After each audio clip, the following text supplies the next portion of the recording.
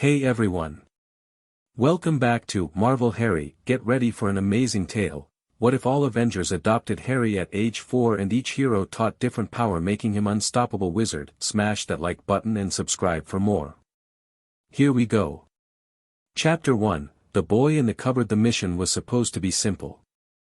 That was the first lie Tony Stark told himself as the Quinjet banked hard over the English countryside, Friday painting the landscape in tactical overlays while rain hammered the hull like it had a personal grudge. Simple. A straightforward extraction of a Hydra data cache from a safehouse in Little Whinging, Surrey. In and out. No press. No collateral damage. Home in time for whatever Bruce was making on Tuesdays, which was always something aggressively healthy and quietly delicious. ETA 4 minutes, Natasha said from the co-pilot's seat, not looking up from her tablet.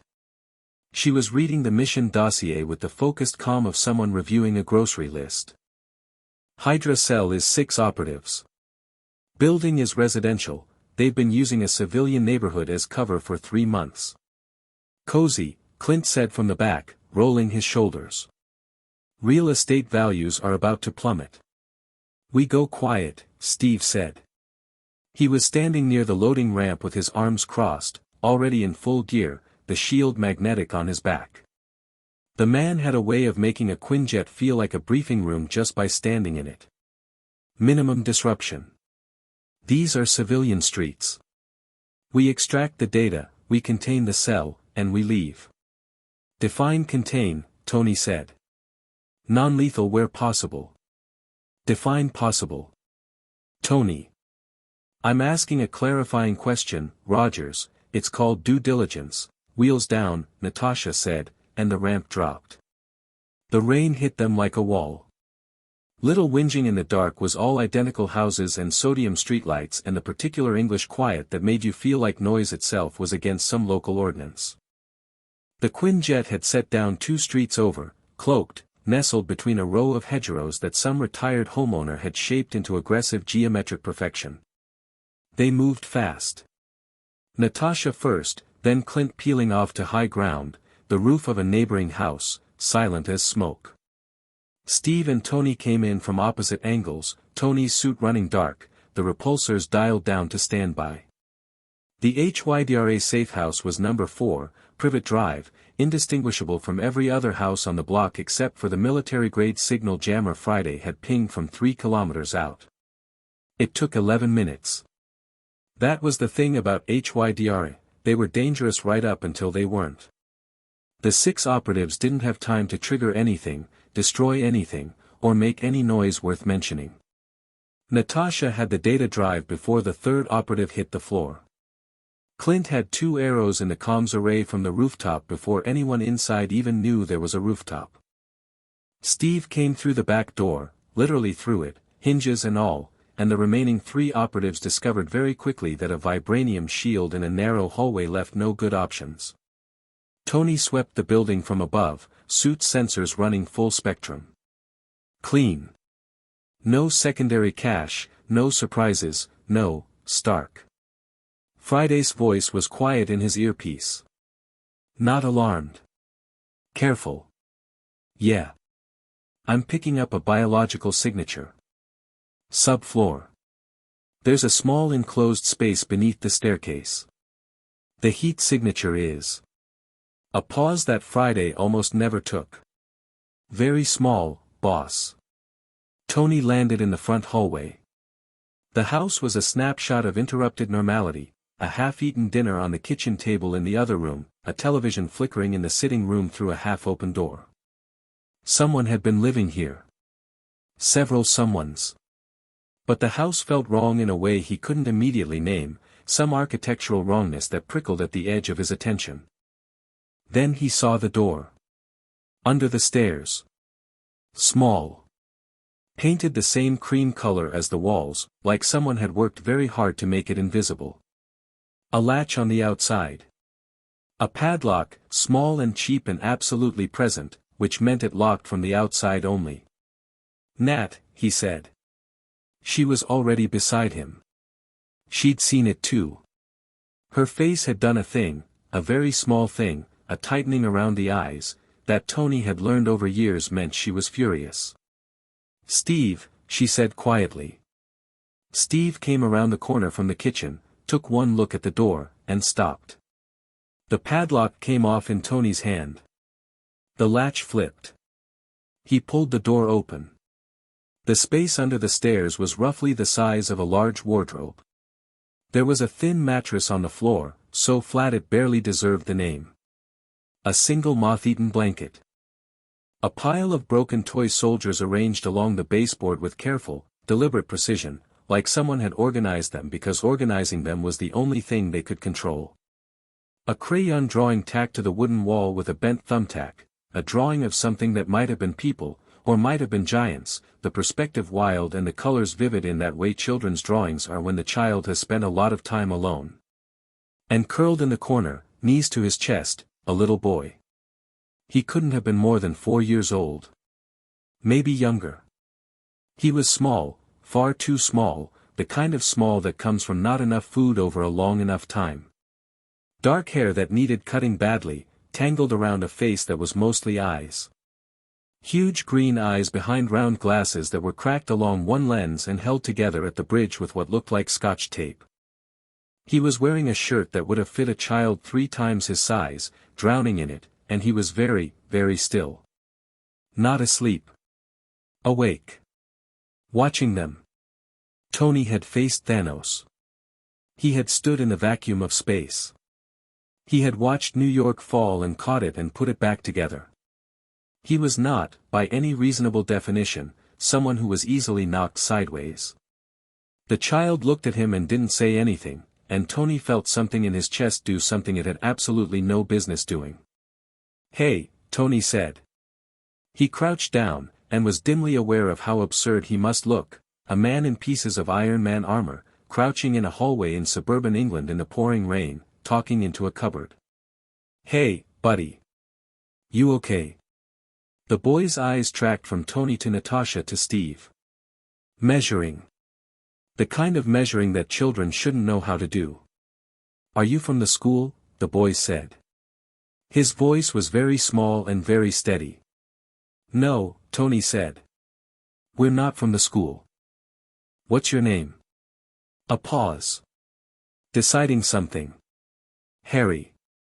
"Harry." Tony nodded. "I'm Tony. That's Natasha, and that's Steve. We're the good guys, for what it's worth." Harry looked at the shield on Steve's back for a long moment. "Is that real?" he asked. "It is," Steve said. He unclipped it and held it out so Harry could see. "You want to look at it?" The boy unfolded himself from the corner with a slowness that spoke of habit, moving carefully, not making sudden gestures, not drawing attention to himself, and reached out one small hand to touch the edge of the shield. His fingers traced the red and white stripes. "It's heavy," he said, surprised. "It's vibranium," Steve said. "Strongest metal on Earth." "Oh," Harry said.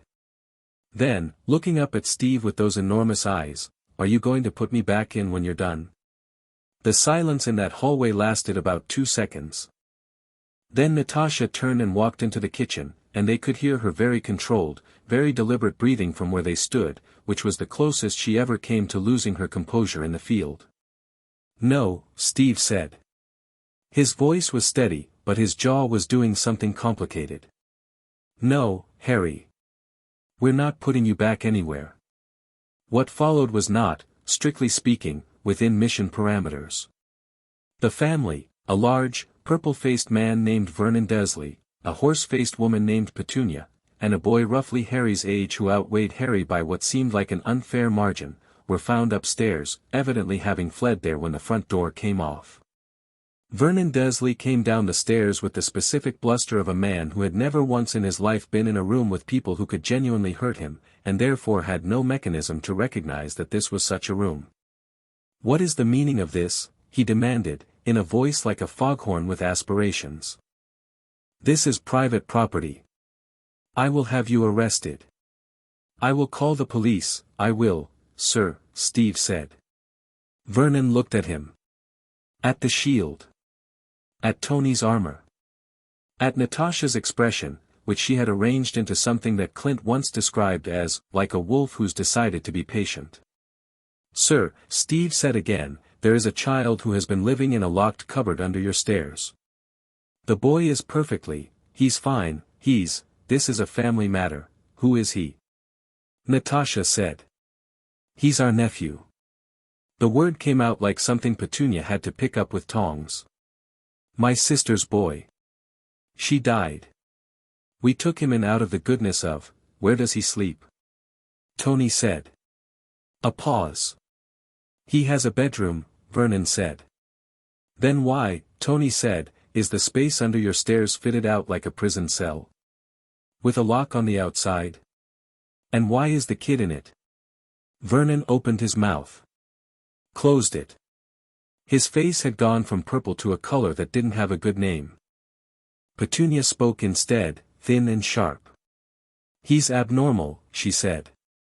"Strange things happen around him. He's not right. We were managing the situation." "Managing," Natasha repeated. The temperature in the room dropped by several degrees. Tony did not think it was the central heating. "Friday," Tony said quietly, "document everything. Photo record, structural assessment, nutritional assessment of the child, everything. Already running, boss." They found the other bedroom, a room that had been locked and which contained Dudley Desley's overflow toys, a second television, and boxes of crisps, but had a small bed in the corner that had clearly never been slept in. They found Harry's school records, obtained through Friday's cheerful disregard for privacy laws, which showed a child who was allegedly enrolled but attended irregularly, who had been noted as peculiar by 2 separate teachers, and whose emergency contact form listed no doctor, no dentist, and no one but the Desleys, who had listed themselves as next of kin and nothing else. They found, in Vernon Desley's desk drawer, a letter. Old. Yellowed at the edges but carefully preserved. Written in green ink on heavy parchment, addressed to Mr. and Mrs. Desley and signed with a name, Albus Dumbledore, and explaining, in measured, academic prose, that the infant Harry Potter had been left in their care, that protective enchantments had been laid upon the house keyed to his blood, and that they were to raise him well, and safely, and with the knowledge that the wizarding world depended upon it. Tony read the letter twice. "Wizarding world," he said. "Magic is real," Natasha said. She said it the way she said most things, like she'd already processed it and moved on. "You knew. S.H.I.E.L.D. had files. I never saw them directly but there were references." She glanced at the letter. Someone with significant authority deliberately placed a child with these people. "Someone who didn't check back," Steve said quietly. They looked at each other over the letter, over the documented evidence, over the sound of Harry in the hallway talking to Clint, who had come in from the roof and was now, apparently, showing the boy how to hold a retractable arrow in a way that was either reckless or brilliant depending on your perspective. "We can't leave him here," Steve said. "No," Tony agreed. "Tony, we can't just, I know. There are legal processes, I know, Steve. And there's apparently a whole magical world that has a claim on him somehow, Rogers." Tony turned to look at his friend. "We can't leave him here." Steve looked back. "No," he said. "We can't." Harry Potter left number 4, Privet Drive at 11:17 p.m. on a wet Wednesday in October, wearing a borrowed jacket 3 sizes too large, Clint's, because Clint had simply taken it off and wrapped it around the boy's shoulders without making a production of it, carrying a crayon drawing and 3 toy soldiers, which were everything he had in the world that was his. Vernon Desley attempted to block the door. Steve stepped in front of Tony, because Tony's hands had started doing something with the repulsors that suggested the next 60 seconds might be legally complicated, and Steve was very good at being a door when a door was needed. "You have no authority," Vernon started. "Sir," Steve said, with the absolute quietude of someone who has never once in his life needed to raise his voice to be heard, "we are leaving with this child. If you attempt to stop us, I will contact the relevant authorities and provide them with everything we have documented tonight. If you don't attempt to stop us, I will still contact the relevant authorities, but it will happen more slowly. He tilted his head. Your choice. Vernon Desley stepped aside. In the Quinjet, Harry sat between Natasha and Clint, the jacket wrapped around him, watching the English countryside fall away through the viewport with the expression of someone who had been told the world was much larger than he'd been shown and was in the process of deciding whether to believe it. Natasha gave him a granola bar, which he ate with the systematic, slightly too fast pace of a child who had learned that food might be taken away. She watched him do it. Her face didn't change, but she quietly retrieved a second bar from her pack and set it on his knee without comment. He looked up at her. That one's also yours, she said. Take your time. He ate the second one slowly. More slowly. Like he was trying out the idea of it. Where are we going? He asked. Tony, up front, turned in his seat. He'd been watching the child in the reflection of the viewport glass for the past 20 minutes, which he would deny absolutely if anyone brought it up. New York, Tony said. Unless you have a strong preference. Harry considered this with surprising seriousness. I've never been anywhere, he said. Well. Tony turned back to the controls. New York is a good first anywhere. What's in New York? My house. It's a big house. It has a pool and a lab and about 17 rooms that nobody uses, and a very smart AI who will probably like you because she likes people who ask questions. Do you live alone? Tony opened his mouth. Closed it. No, Steve said from across the Quinjet, and there was something in his voice that was both gentle and definitive. He doesn't.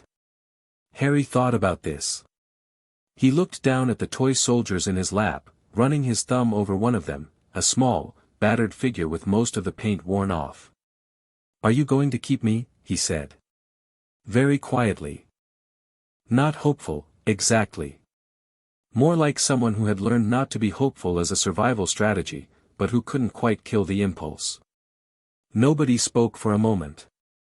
Then Tony, staring straight ahead at the clouds and the dark, said, Yeah, kid. We're going to keep you. Harry didn't say anything.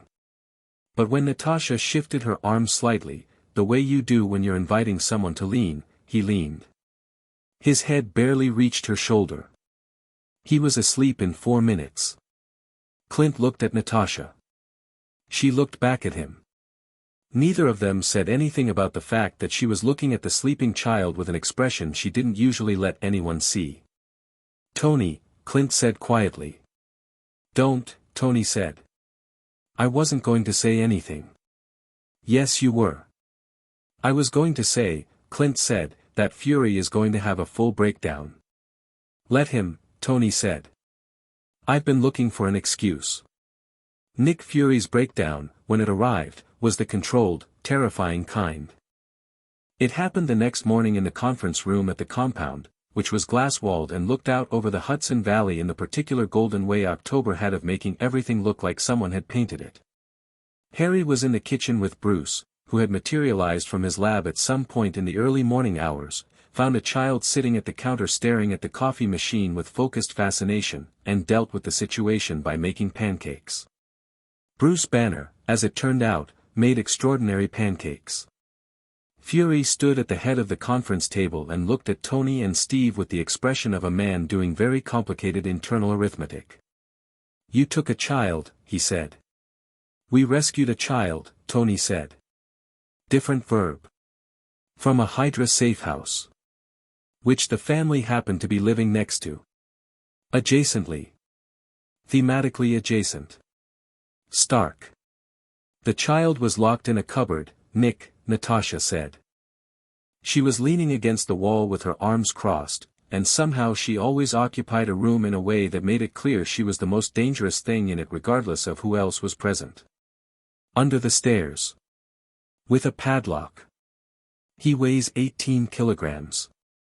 He's 4 years old. A pause. That's 20 pounds underweight for his age, Bruce said through the intercom. He was monitoring the conference remotely, apparently, while simultaneously supervising pancake production. For what it's worth. Fury's jaw moved. There are legal channels, we've already initiated them, Pepper said from the corner, looking up from her tablet. She had arrived at 6 a.m. with 4 attorneys, which was Pepper's version of emotional support. Friday documented everything last night. The police report was filed this morning. Social services have been notified. And given the existing celebrity status of several people in this room, the press is about to have a field day, which means the Desleys' legal options are narrowing very quickly. Fury looked at Pepper. At Tony. At Steve, who was sitting with his hands folded on the table looking, as he usually did in these situations, like the only adult in the building. And the letter? Fury said. You know about the letter, Natasha said. It was not a question. A pause. Fury pulled out a chair and sat, which was, for Nick Fury, roughly equivalent to another person raising the white flag. S.H.I.E.L.D. had contact with the British Wizarding Authority 7 years ago. There are intelligence files.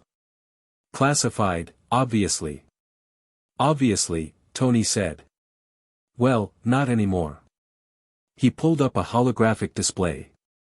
Friday's been busy. I do my best, Friday said cheerfully. The display populated with everything Friday had assembled overnight, which was considerable, because Friday was very good at finding things that didn't want to be found. Wizarding Britain. The Ministry of Magic. A war that had ended roughly 3 years before, fought against a dark wizard named Voldemort, who had been defeated by a 1-year-old boy named Harry Potter on the night the boy's parents were murdered. The Chosen One. The boy who lived. A world that had spent 3 years celebrating a child who was, right now, eating pancakes. A world that never once checked on him, Steve said. He said it quietly, but it landed in the room like a gavel. There's a headmaster, Natasha said. Albus Dumbledore. His name is on the letter. He made the placement. He made the placement and apparently never followed up, Tony said. We don't know that, the kid didn't know what a pool was, Tony said. He said it without heat, which somehow made it worse. I showed him the pool this morning on the way to breakfast and he thought it was broken because there were no fish in it. He's 4 years old and he didn't know pools weren't for fish. The room was quiet. Fury looked at the table. He looked at the file. He looked up at Tony Stark, who was looking back at him with an expression that was not, for once, performative or provocative, just flat and honest and very, very certain. You can't keep him, Fury said. Watch me, Tony said. Stark, he's mine, Tony said. The words came out before he'd decided to say them, and he did not take them back. He's ours. Whatever paperwork needs to happen, Pepper makes happen. Whatever Wizarding Authority wants to send letters, they can send them to my legal team. And if Albus Dumbledore wants to have a conversation about where this child belongs, I will have that conversation, and it will not go the way he expects. Fury looked at Steve. Don't look at me, Steve said. I'm the one who told him we couldn't leave the kid there. You're all insane, Fury said, but it lacked conviction. Probably, Clint said from the doorway. He had a mug of coffee and the expression of a man who'd been listening for some time. But the kid just asked Bruce if he could help flip the next pancake, and Bruce let him, and he just looked. Clint stopped. Cleared his throat. He just looked really happy. Just. For reference. The room processed that. Full custody proceedings, Pepper said, returning to her tablet. I'll have the first filing ready by end of day. We'll go through the Surrey family courts and simultaneously petition the Home Office, given the superhuman elements and national security considerations. I'll need all of you to provide character statements. Character statement for Tony Stark, Fury said. That'll be a short document. You're writing one too, Pepper said pleasantly, and the expression on Fury's face suggested he knew better than to argue with Pepper Potts about anything. The first week was a study in improvisation. The compound was many things, a training facility, a research center, a weapons depot, a place where extremely dangerous people came to eat cereal together at odd hours, but it was not, even by the most generous interpretation, a child-friendly environment. This didn't stop Harry from immediately making it his. He was not the overwhelmed, timid child they might have expected. He'd spent 4 years developing an extraordinary capacity for stillness and observation, and he applied both to the compound with the systematic thoroughness of a naturalist cataloging a new ecosystem.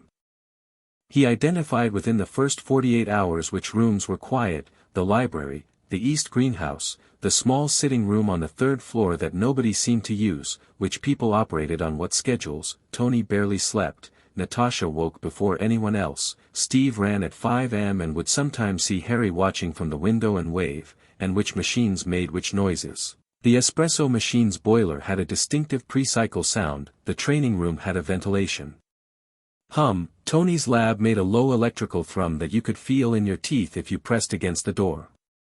He asked questions constantly. Not the demanding kind, the careful kind.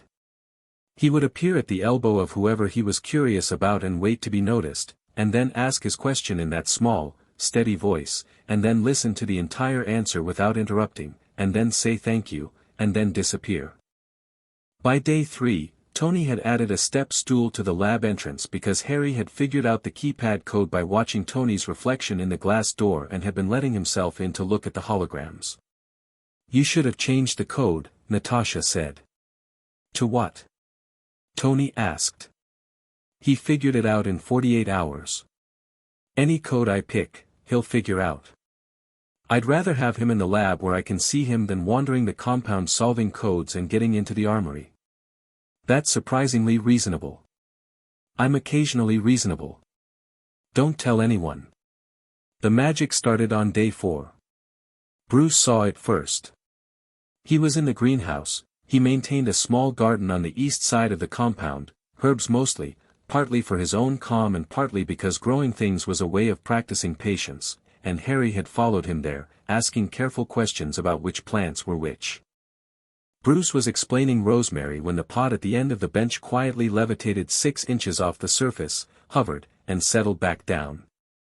Both of them looked at it. Harry looked at his hands. Did you do that? Bruce asked, in the same careful, interested tone he used for lab results that didn't match his hypotheses. Harry's jaw tightened slightly. I don't do it on purpose, he said. It just happens. Aunt Petunia says. He stopped. What does Aunt Petunia say? Bruce said gently. The boy was quiet for a moment. That it's not allowed. That I have to stop it.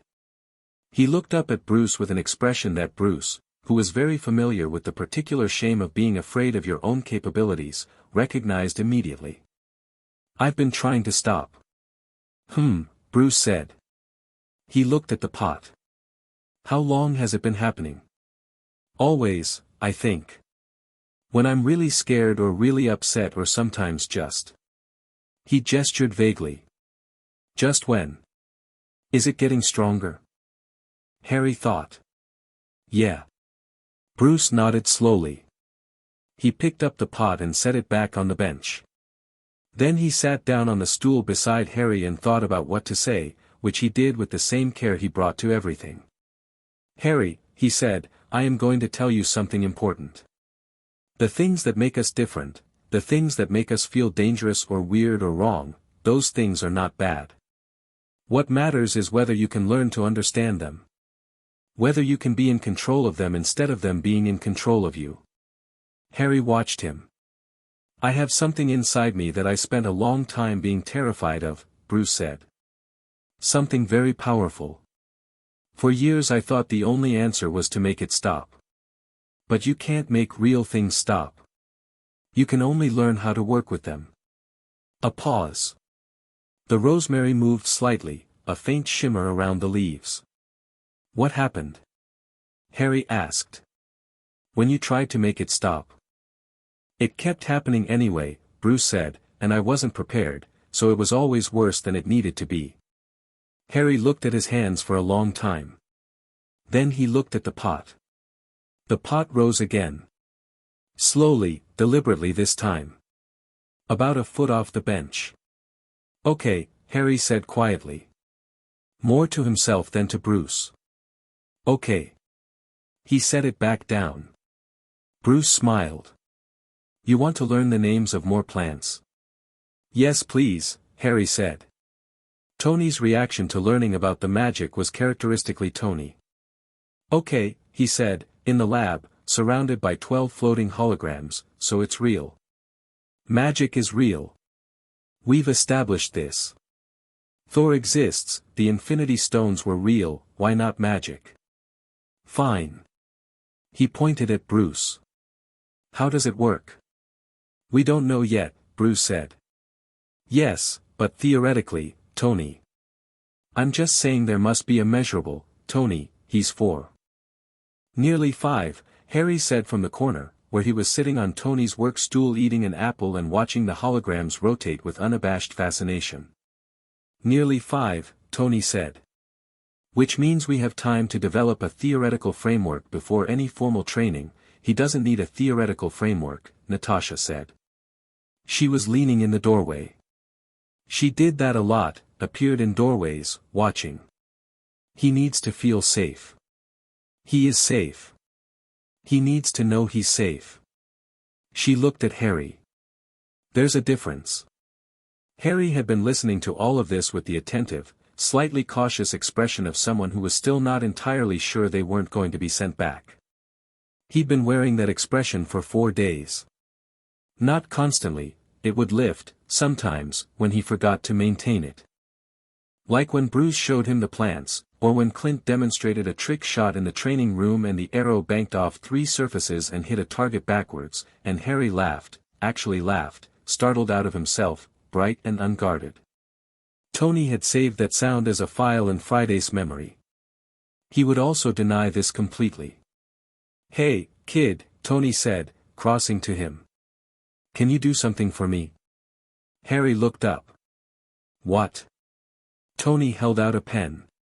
Not a fancy pen, a regular ballpoint he'd grabbed off the counter. Can you make that move?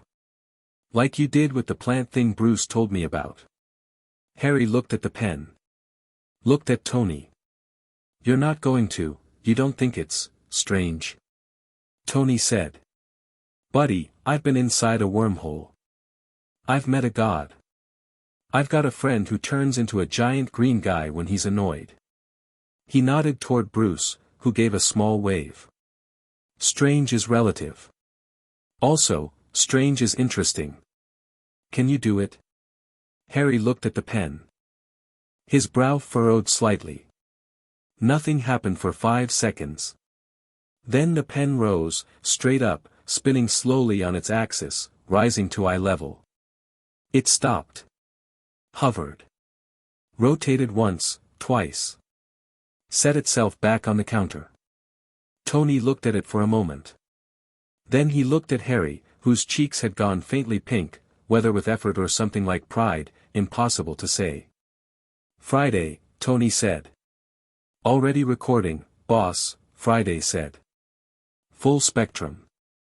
Fascinating. The energy signature has elements of, save the analysis, run it against everything we have on Asgardian magic and anything from the strange files. He turned back to Harry. That was excellent. Harry's expression did something complicated.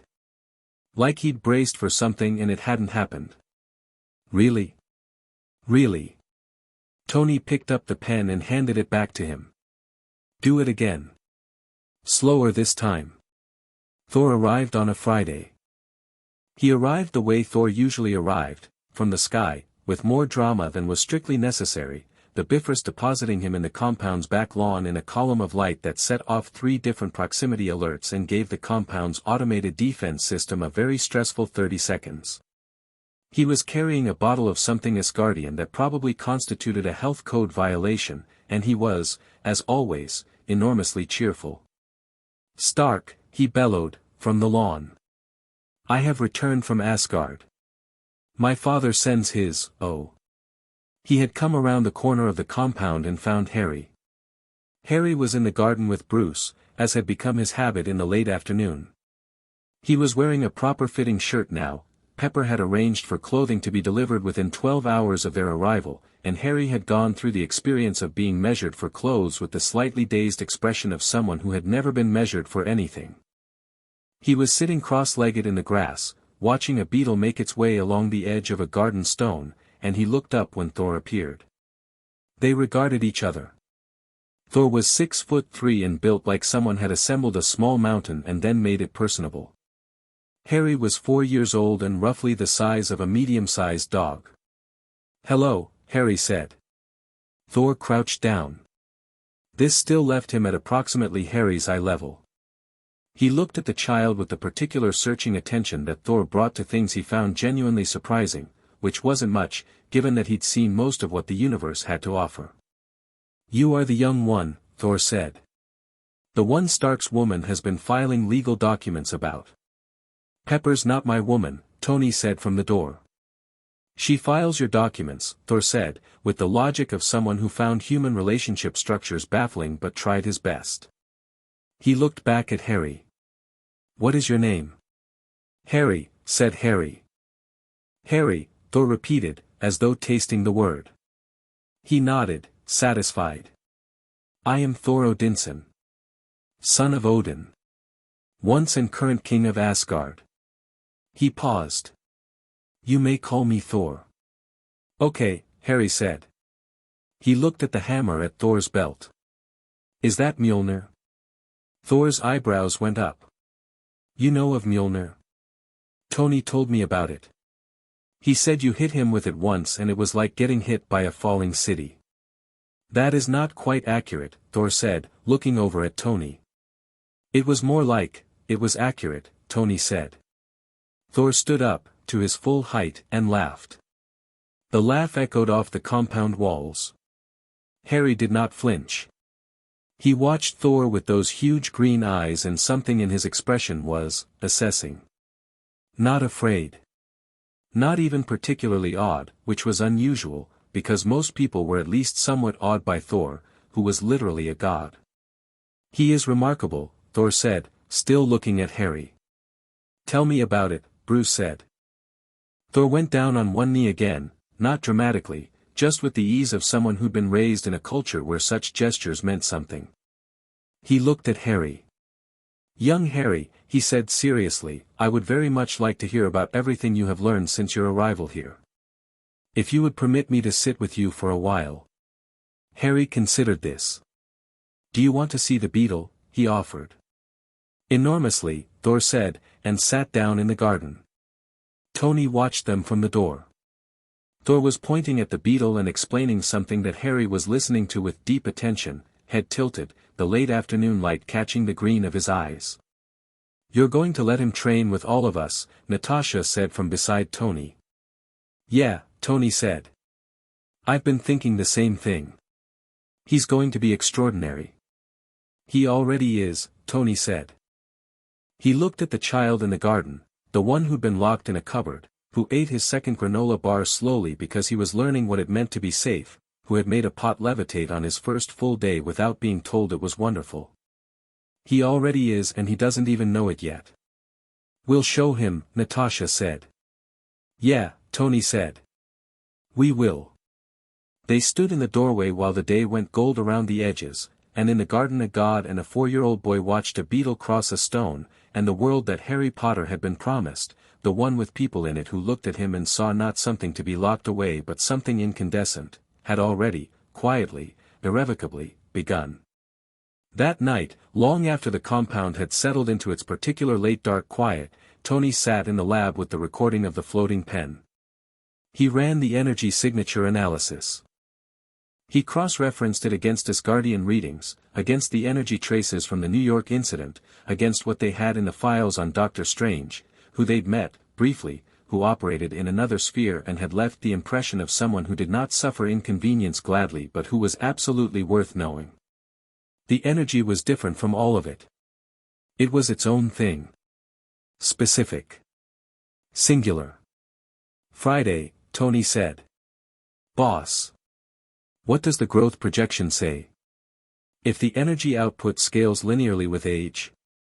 A pause. Extrapolating from current more actions. Write the next chapter now. Chapter 2, Compound. The first time Harry accidentally blew out every window on the third floor, he was 5 years old and dreaming about the cupboard. Tony was in the lab when it happened.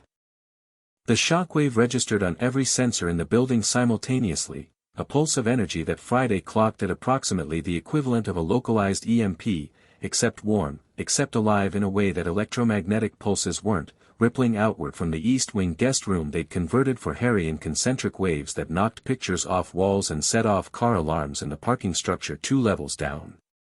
Tony was moving before he consciously decided to move.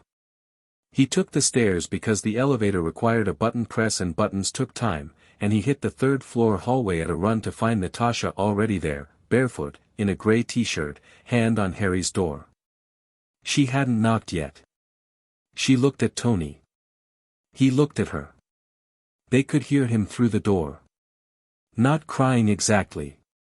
The sharp, struggling sound of a child fighting his way up from somewhere bad. Natasha opened the door. Harry was sitting up in bed, both hands pressed flat against the mattress, chest heaving, eyes wide and fixed on the middle distance. The windows, all 3 of them, double-paned and reinforced, because Tony had upgraded the compound's glass after the 3rd time a training session got out of hand, were gone. Not shattered exactly. The frames were intact. The glass had simply ceased to be, outward, like something had exhaled very hard from inside the room. Cool October air moved through the curtains. The room itself was otherwise untouched. The toy soldiers on the windowsill, Harry had arranged them on every surface he was permitted, a quiet act of territoriality that nobody commented on, were fine. The crayon drawing from the cupboard, which Harry had tacked to the wall above his bed on the first night and which Tony had privately arranged to have properly framed 2 days later, was fine. Harry was fine. Physically. He looked at them in the doorway with an expression that Tony had learned to read over the past year, the flinching forward brace, waiting for the consequences to land. "I'm sorry," Harry said. "I was asleep. I didn't mean to." "We know," Natasha said. She walked in and sat on the edge of his bed. No hesitation. No surveying the damage first. Bad dream? He looked down at his hands. Nodded. "The cupboard?" she asked. Another nod. "Smaller." She reached out and put her hand over both of his. Her hands were not large, she was not a large person, but the gesture was absolutely steady. Tony leaned in the doorway and looked at his kid, and yes, he'd started thinking of Harry as his kid somewhere around day 9, which he'd told no one, which everyone already knew, and thought about the number Friday had given him. The exponential curve. The output scaling with emotion, with physical state, with the particular uncontrolled surge of a nightmare. "Tony," Friday murmured in his earpiece, very quietly so as not to disturb the room, the energy reading on that pulse was 40% higher than last month's incident with the kitchen blender. He'd known it would be. He pushed off the doorframe and crossed to Harry's bed and sat on the other side, mirroring Natasha without planning to. Harry looked between them like he was still doing the math on whether this was real. "Hey," Tony said. "Look at me." Harry looked. "The windows are replaceable," Tony said. "You're not. Got it?" A pause. "The car alarms are going off," Harry said. "Yeah. I set them off last time too. And the time before. You're getting consistent, that's almost impressive." Harry's mouth did a thing, not quite a smile, but the precursor to one, the involuntary twitch that happened when Harry found something funny and hadn't yet decided it was safe to show it. "Can you go back to sleep?" Natasha asked. "I don't know," he said honestly. "Okay." She didn't make it a problem. "Then we won't." She stayed. Tony stayed. Harry sat between them and didn't sleep, and they talked, about nothing important, the way you do at 2 in the morning when the important things are too large for the hour. Tony told him about the time he'd reprogrammed Friday at 3 a.m. and accidentally made her speak exclusively in questions for 6 hours.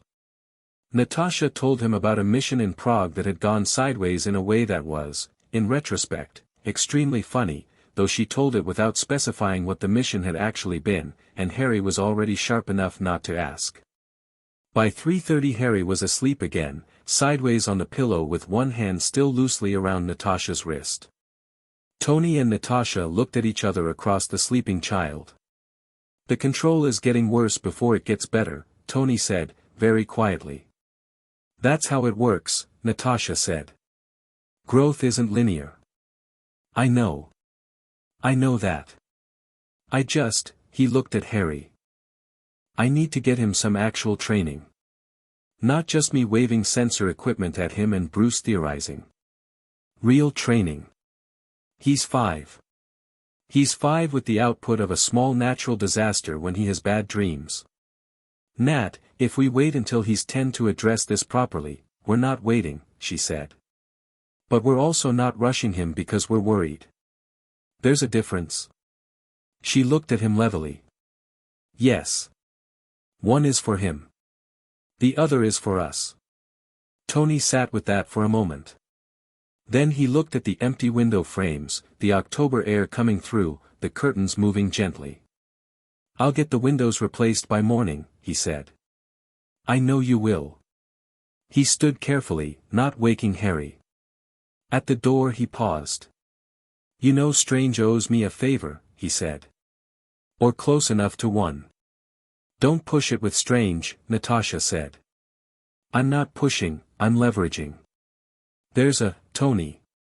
Good night, Nat." He went back to the lab. The windows were replaced by 5 am. Harry never mentioned them, but the next morning he came down to breakfast and looked around the kitchen table at the assembled Avengers, Steve with his coffee and his newspaper, Bruce with his tea and his journal, Clint destroying a bowl of cereal with the focus of a man who considered breakfast a competition, and said, carefully, "Thank you for staying." Nobody made a thing of it. That was the rule, unspoken, that they'd all arrived at independently. Don't make things into things. Just stay. Life at the compound had a rhythm, the way any family develops a rhythm, not designed, just accumulated, habit layering on habit until the shape of the days had texture.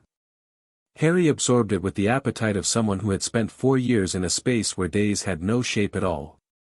Mornings belonged to Steve. This was not a formal arrangement, just a gravitational fact.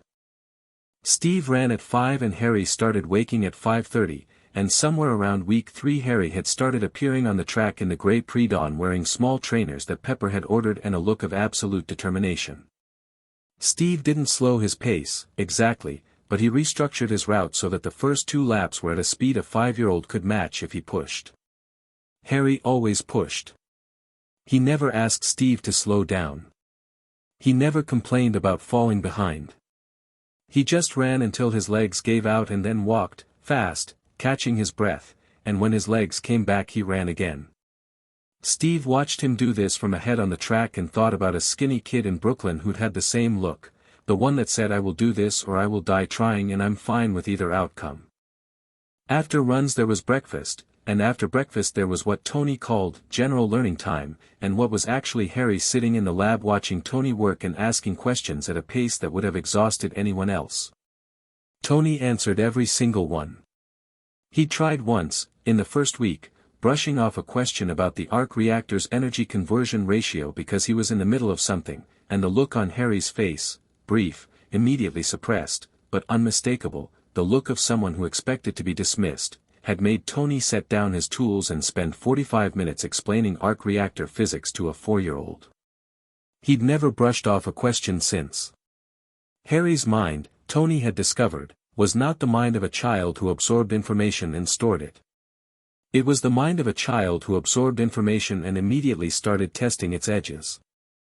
He'd spend a week asking about a thing and then try it, not the magic, which he still couldn't always control, but the mechanical, the observable.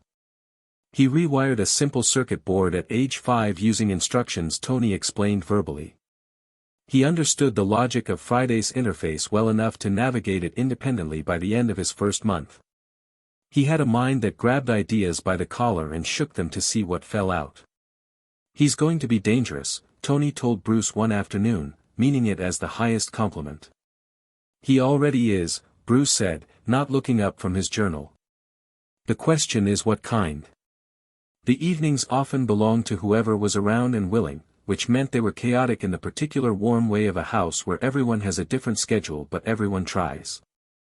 Clint appeared and disappeared like a well-armed ghost. He had a family in Iowa, the existence of which Harry discovered by accident when Clint was on a video call with a small girl who had Clint's eyes and was loudly telling him about a horse, and Harry had stopped in the doorway and watched with an expression so carefully neutral that it was obviously not neutral at all.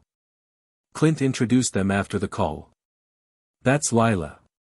She's 7. You'd like her, she's bossy and she shoots things. I don't shoot things, Harry said. Not yet, Clint said, and showed him a training bow the next morning, tiny, made for children, with about as much draw weight as a rubber band, which didn't stop Harry from spending 2 solid hours trying to get the form right. He never did get comfortable with the bow specifically. There was something about the stillness before release that seemed to frustrate him, all that gathered energy with nowhere to go. But Clint noticed that his spatial awareness was extraordinary, that he tracked moving objects with a precision that had no business being in a 5-year-old, and started throwing things at him from unexpected angles to test it. Not dangerously. Mostly. You threw a stapler at him, Natasha said. I telegraphed it first, Clint said. He caught it. He's 5. He caught it with his left hand without looking. Natasha looked at Clint. Did you tell Tony? Tony already has 12 hours of sensor footage from the last 3 weeks, Nat. I think Tony knows. The letter arrived in March, 6 months after they'd brought Harry home. Not an owl, they weren't doing owls yet, they were apparently more of a formal communication tool in the wizarding world, deployed for formal communications, but a sealed envelope delivered by what Friday identified as a non-standard postal service, appearing on the compound's mailbox with no postage and no return address and a wax seal that bore an image of a bird rising from flames. Pepper brought it to Tony. Tony brought it to the kitchen table where everyone happened to be eating lunch. He set it in the center of the table and looked at it. Phoenix seal, Thor said. He was eating what appeared to be an entire roast chicken by himself. That is the seal of the Order of the Phoenix. Ancient. A British wizarding organization. You know about British wizarding organizations? Steve said. Asgard has extensive records on all magical traditions of the 9 realms, Thor said, without looking up from the chicken. Wizarding Britain is considered a mid-tier tradition. Significant history. Occasionally impressive. Rather insular. Mid-tier, Tony said. I mean no offense. It's not my tradition. Whose is it? Clint said, and they all looked at Harry, who had been regarding the letter from his end of the table with the careful expression he reserved for things he was not sure about yet. Can I open it? He asked. It's addressed to you, Pepper said. Well. To the boy who lived, Avengers Compound, New York, but I think we can assume. I have a title. Harry said. Apparently, Tony said. Harry thought about this for a moment. You could almost see him filing it, categorizing it, deciding where it landed in his understanding of himself. Then he reached out and picked up the letter and broke the seal. Inside was a single page. The handwriting was elaborate, old-fashioned, each letter formed with the precision of someone who'd been writing the same way for a century. Harry read it. His expression didn't change. He set it on the table. What does it say? Steve asked. It's from someone named Albus Dumbledore, Harry said. His voice was even. He says he's been made aware that I am no longer with my aunt and uncle. He says this is very concerning and that the protections surrounding me require me to be with blood family. He says he'd like to arrange to speak with my current. Harry paused. He calls you caretakers. The silence around the table had a specific quality. Caretakers, Tony said. That's what he wrote. Tony picked up the letter. Read it. His jaw tightened in a way that was only visible if you knew his face very well, which everyone at the table did. He set it back down. He also says, Harry added, that there are things about my destiny that require careful management, and that those managing me should be aware of the importance of preparing me correctly. Managing you, Natasha said. Just the 2 words. Also that he hopes I'm being kept safe and healthy, and that he has only my best interests at heart. Harry tilted his head slightly. It was a gesture he'd picked up from Tony, the tell of an idea being tested. He doesn't ask how I am, he said. He says he hopes I'm healthy. That's different. The table looked at him. That's exactly right, Natasha said. I noticed, Harry said, and returned to his lunch. Tony and Steve had a conversation later, in the hallway, that was more a series of looked communications than actual sentences, but arrived at several clear conclusions. First, they would respond to Dumbledore. Second, the response would be on their terms. Third, Harry was not a destiny to be managed, and anyone who approached him as such would be managed themselves, by Tony, with lawyers. The response went out that evening. Pepper wrote it. It was 4 paragraphs long, precisely worded, and had the energy of a velvet glove around a titanium fist. It acknowledged Dumbledore's letter, provided documentation of Harry's current legal guardianship, noted that any concerns about Harry's well-being were welcome to be directed to their legal team, and concluded with an invitation to discuss matters at a time and location of the Avengers' choosing, on the clear understanding that Harry's current arrangements were permanent and not subject to revision. Is that too aggressive? Pepper asked. It's perfect, Natasha said. Fury came back in April. He came with Maria Hill and a folder and the expression of a man who had wrestled with something and lost. He sat at the conference table and opened the folder and slid it across to Tony. Wizarding intelligence, he said. What we actually have. Not the summary. Tony looked through it. Passed pages to Steve. Steve passed to Natasha. The full picture was darker than the summary. Voldemort, Tom Riddle, had not, apparently, simply been defeated. There were intelligence threads suggesting he had taken measures before his fall to ensure he could not permanently die, that the event of Halloween 1981 had destroyed his body but not his soul, and that several individuals within Wizarding Britain believed he would return. The files included surveillance assessments from a SHIELD asset embedded in the British Ministry of Magic, analysis of a concept called Horcruxes that made Bruce go visibly pale when he read it, and a threat assessment dated 2 years ago that concluded with the phrase, "It is our assessment that Lord Voldemort will attempt to return to full power within the decade." The status of the child Potter as a prophesied opponent means he remains a priority target. There's a prophecy, Steve said. Apparently, Fury said. We don't have the full text. The SHIELD asset couldn't get it. But the partial suggests that Harry is, according to Wizarding tradition, the only person capable of permanently defeating Voldemort. And Dumbledore knows this, Tony said. Dumbledore is the one who first heard the prophecy, from what our asset could determine. Tony closed the folder. He looked at the table. He looked at Fury. So his entire strategy, Tony said, was to raise Harry in a way that produced a specific outcome. A weapon. On purpose.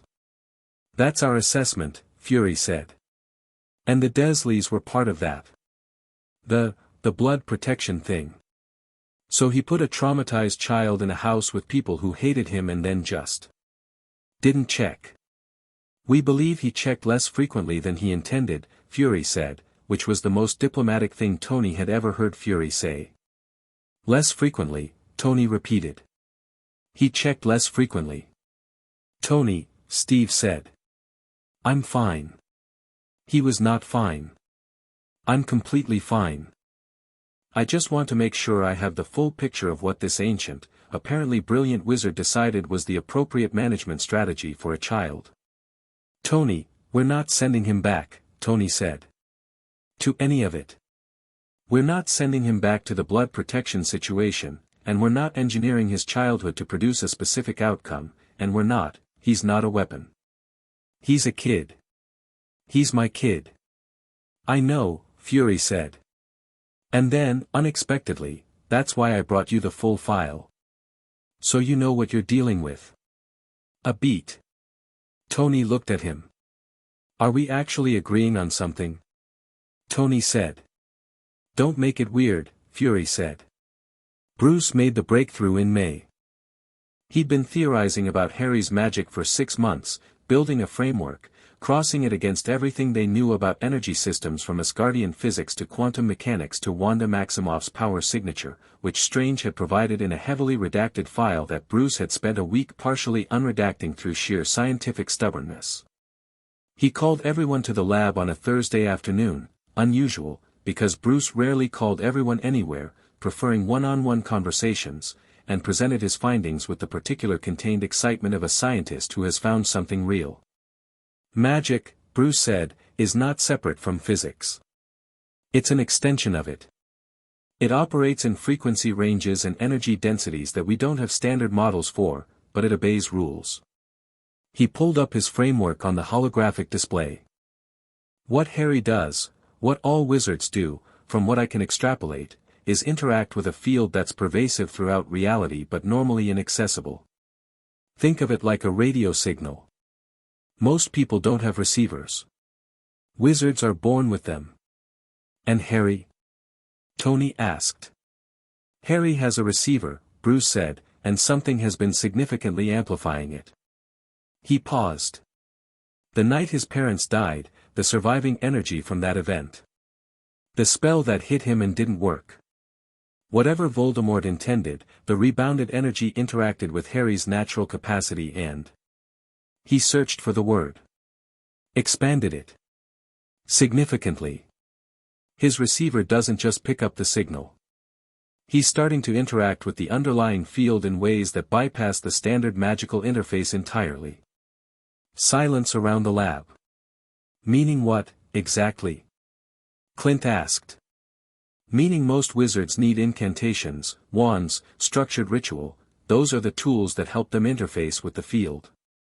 Scaffolding. Harry is going to need those tools initially because he's young and the control isn't there yet, but as he develops, as his mind matures, the scaffolding is going to become optional. Bruce looked at his display. He'll be able to do things wandlessly, wordlessly, at a scale that formal training wouldn't predict. Because he's not fully operating through the standard wizarding interface. He's operating through something more direct. Thor, who had been listening from the back of the lab with his arms crossed, spoke.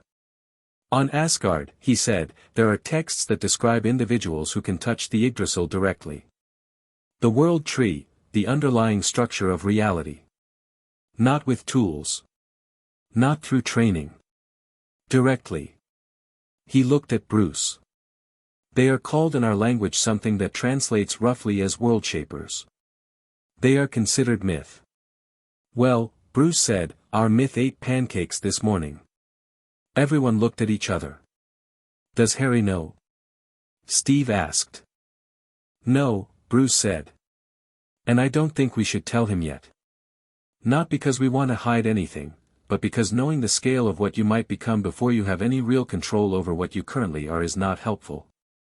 It's the difference between telling a child they'll run a marathon someday and first teaching them to walk steadily. He runs steadily, Steve said. Metaphorically, Bruce said. His metaphorical running is also excellent, Steve said, and almost smiled. The summer brought Thor back, and with Thor came sparring. Harry was 5.5, and had approximately zero business sparring with anyone, and yet here they were. It was Natasha who started it.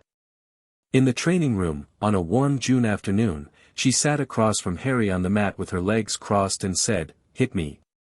Harry looked at her. "What?" "Hit me. As hard as you can. Right here." She tapped her shoulder. He stopped himself. He'd been about to say "you'll get hurt," which was a sentence that Natasha Romanoff did not ever need to hear, and some part of him already knew that. "I won't," she said. "Hit me." He wound up and hit her, and she rode the impact without moving, which was not impressive on its own until you considered she'd moved to dissipate exactly the right amount of force to make it feel, to him, like hitting something solid, feedback, not shock. Again, she said. He hit her again. Again. By the 10th time he'd stopped pulling the punch. By the 20th his form had adjusted instinctively, weight shifting into it, and by the 30th Natasha said, "Stop," and he stopped, breathing hard, and she said, "You just hit with 3 times more force than the first one." He looked at his hand. "Your body knows," she said.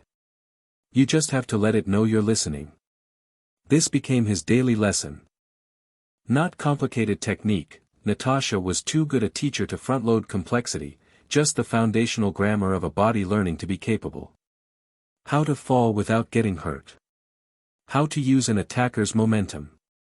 How to be very still and then be very fast in the space between 2 heartbeats. She drilled him on awareness, not just physical, where your body was in space, but social, environmental. She'd have him sit in the compound's common area with his back to the room and then quiz him on who'd entered and left and in what order. He was almost never wrong after the 3rd week. Steve took the mornings, still. Now the runs were longer, and after the runs there was hand-to-hand fundamentals, real ones, scaled to a 5-year-old but not dumbed down. Steve was meticulous and patient and had the rare quality of excellent teachers. He knew the difference between a student who needed encouragement and a student who needed challenge, and he gave Harry both in exactly the proportions Harry needed, which changed week to week.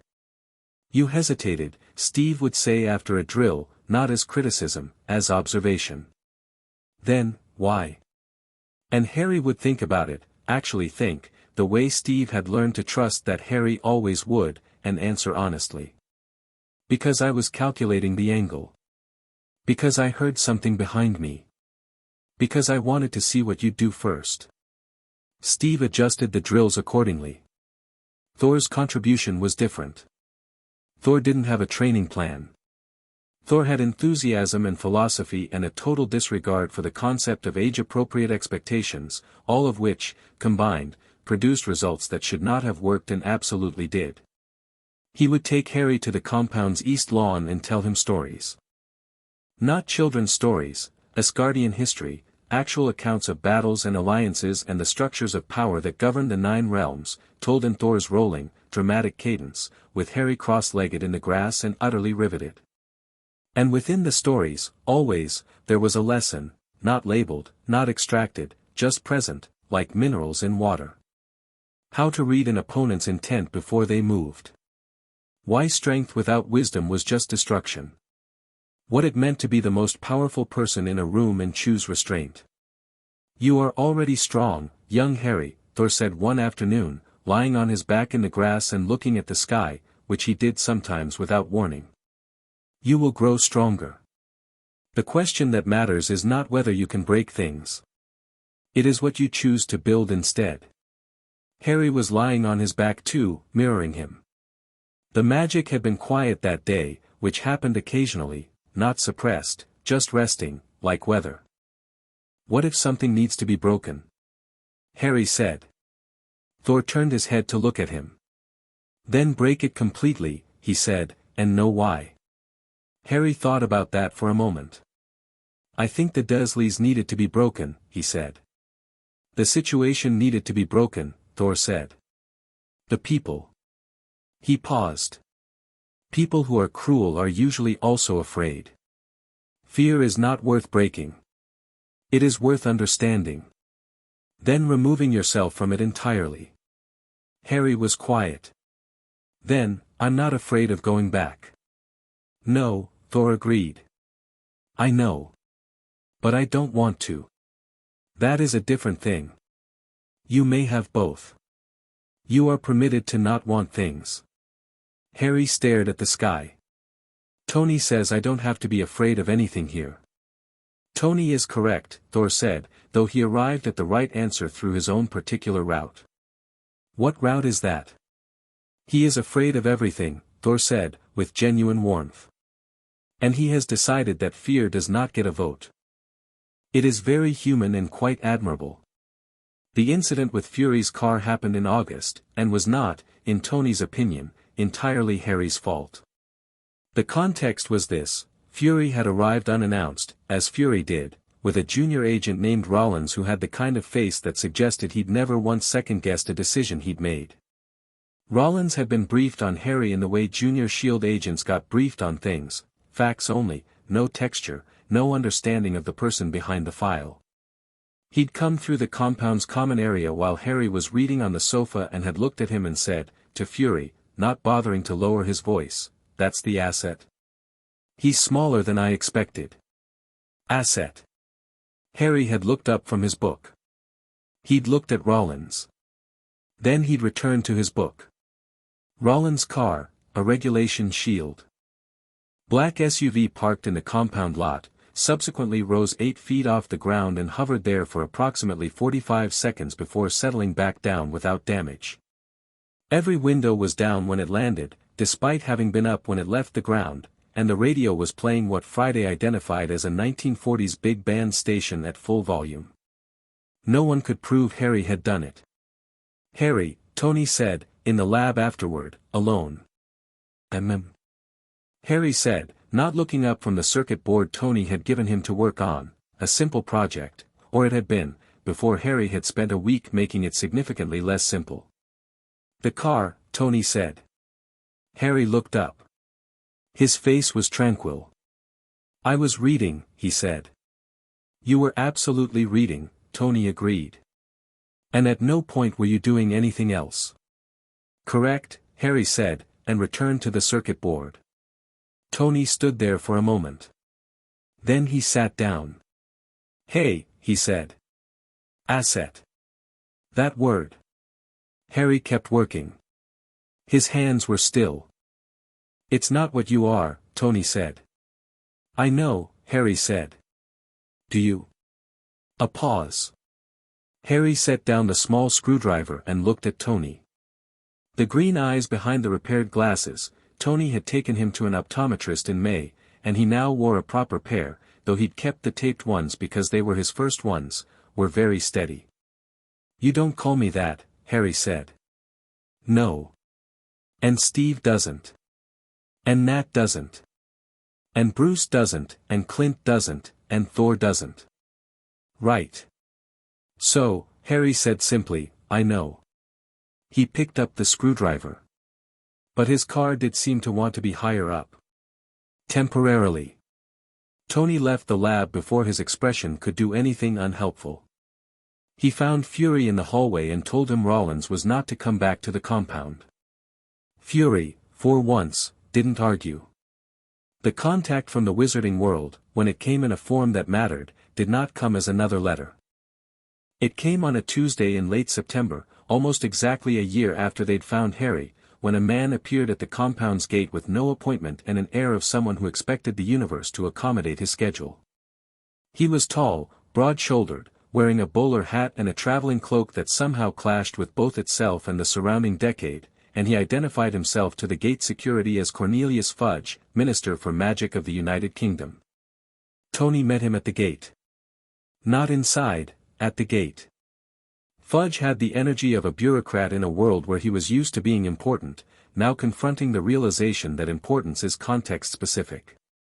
He looked at Tony Stark, the real one, in a t-shirt and jeans with grease on one hand and the quiet hum of suit components on standby somewhere under the pavement, and recalibrated visibly.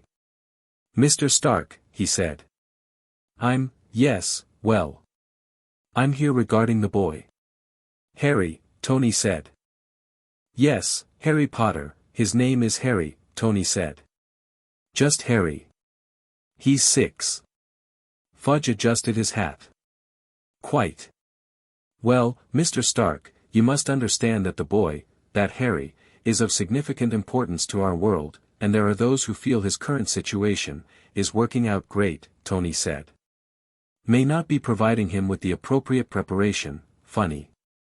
He's being trained by the world's best spy, a super soldier, a god, and 2 of the smartest people alive. But sure. Tell me about appropriate preparation." Fudge opened his mouth, closed it, tried again. "There are traditions. There is a wizarding education, a wizarding culture. He's 6, Tony said again. He'll get there. He'll get there better prepared than anyone in your world has ever seen, and he'll get there on his terms. Not yours. Not Dumbledore's.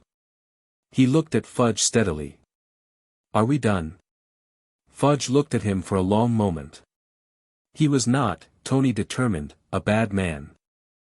He was a cautious man, a political man, a man whose entire operating framework was built around managing things that were larger than him by reducing them to manageable components. Harry Potter, the concept of Harry Potter, the chosen one, the symbol, was something the wizarding world had built its hope around for 5 years. Harry Potter the actual child was harder to manage. He was messy and real and belonged to people who would not be moved. Dumbledore will want to speak with him, Fudge said finally. Dumbledore can arrange a meeting through our legal team, Tony said. Like everyone else. Fudge left. Tony watched the gate close and stood there for a moment with his hands in his pockets and thought about world shapers and exponential curves and a child who could move a car with his mind when he was angry and who yesterday had shown Bruce a modification to a theoretical energy model that had made Bruce sit down and stare at it for 20 minutes. He thought about a man who'd put that child in a cupboard and called it protection. Then he went back inside, because Harry was supposed to meet with Bruce at 3 for another session on the science of energy fields, and Tony had promised to bring snacks. It was Bruce who first suggested Wanda. He raised it carefully, the way he raised things he was uncertain about, over tea, at the end of a long day, when the lab was quiet and Tony was running on his 4th coffee and the kind of focus that meant he was actually listening. She has experience with chaos magic, Bruce said. Real experience. The kind that comes from living inside it, not studying it. What she can do and what Harry is developing, there are significant overlaps in the energy signature. Tony looked at his coffee. She's been in Edinburgh. I know. She's still, he chose the word carefully. Processing. I know that too. Bruce looked at the display of Harry's energy readings, which Tony kept up as a background process in the lab at all times. But Tony. What he's going to need, as he gets older, the control, the understanding of what chaos magic actually is and how it moves. I can give him theory. Nat gives him body. Steve gives him strategy. Thor gives him perspective. He paused. Someone needs to give him the inside of it. What it feels like from in there. Tony looked at the display for a long time. She'd have to want to, he said. She would, Bruce said. I think she's been looking for something to want. He looked at Tony. Someone called her about a kid with overlapping energy signatures. Hypothetically. Tony raised an eyebrow. Did they? Hypothetically. And what did she hypothetically say? Bruce smiled. Just slightly. She said she'd think about it. Hypothetically. Tony looked at the display. At the numbers. At the shape of the curve that went up and up and up. Set it up, he said. Outside, somewhere on the compound grounds, there was a sound, laughter. High and clear, the sound of a child who'd found something genuinely funny, probably Clint, who had apparently been teaching Harry card tricks all week because Clint's concept of useful skills was idiosyncratic but consistent. Tony Stark, in his lab at 7 p.m. on a Tuesday in the year his whole world had rearranged itself without warning, listened to his kid laugh and felt something in his chest that he'd spent 30 years not knowing the name of. He knew it now. He put his coffee down and went to find out what the card trick was. Chapter 3, What he can do. The arrow hit the target at 200 meters, dead center, in a crosswind that had been making the compound's weather vanes argue with each other all morning. Harry lowered the bow. Again, Clint said. That was center. Center isn't perfect. Perfect is perfect. Clint was behind him, arms crossed, watching the target with the focused stillness he got when he was teaching something he actually cared about. The wind shifted left 2 seconds ago. You didn't adjust. The arrow was already in the air. Adjust before you release. Harry looked at him. That's predicting the future. No, Clint said, that's reading the present. There's a difference. Do it again. Harry knocked the arrow. Drew. Held. He could feel the wind, not on his skin, not exactly, more like the compound's exterior was breathing and he was learning its rhythm. He'd been doing this for 2 years now, standing on the range in every kind of weather, and he still couldn't always name what he was doing when he got it right. It wasn't calculation. It was something quieter than calculation. He released.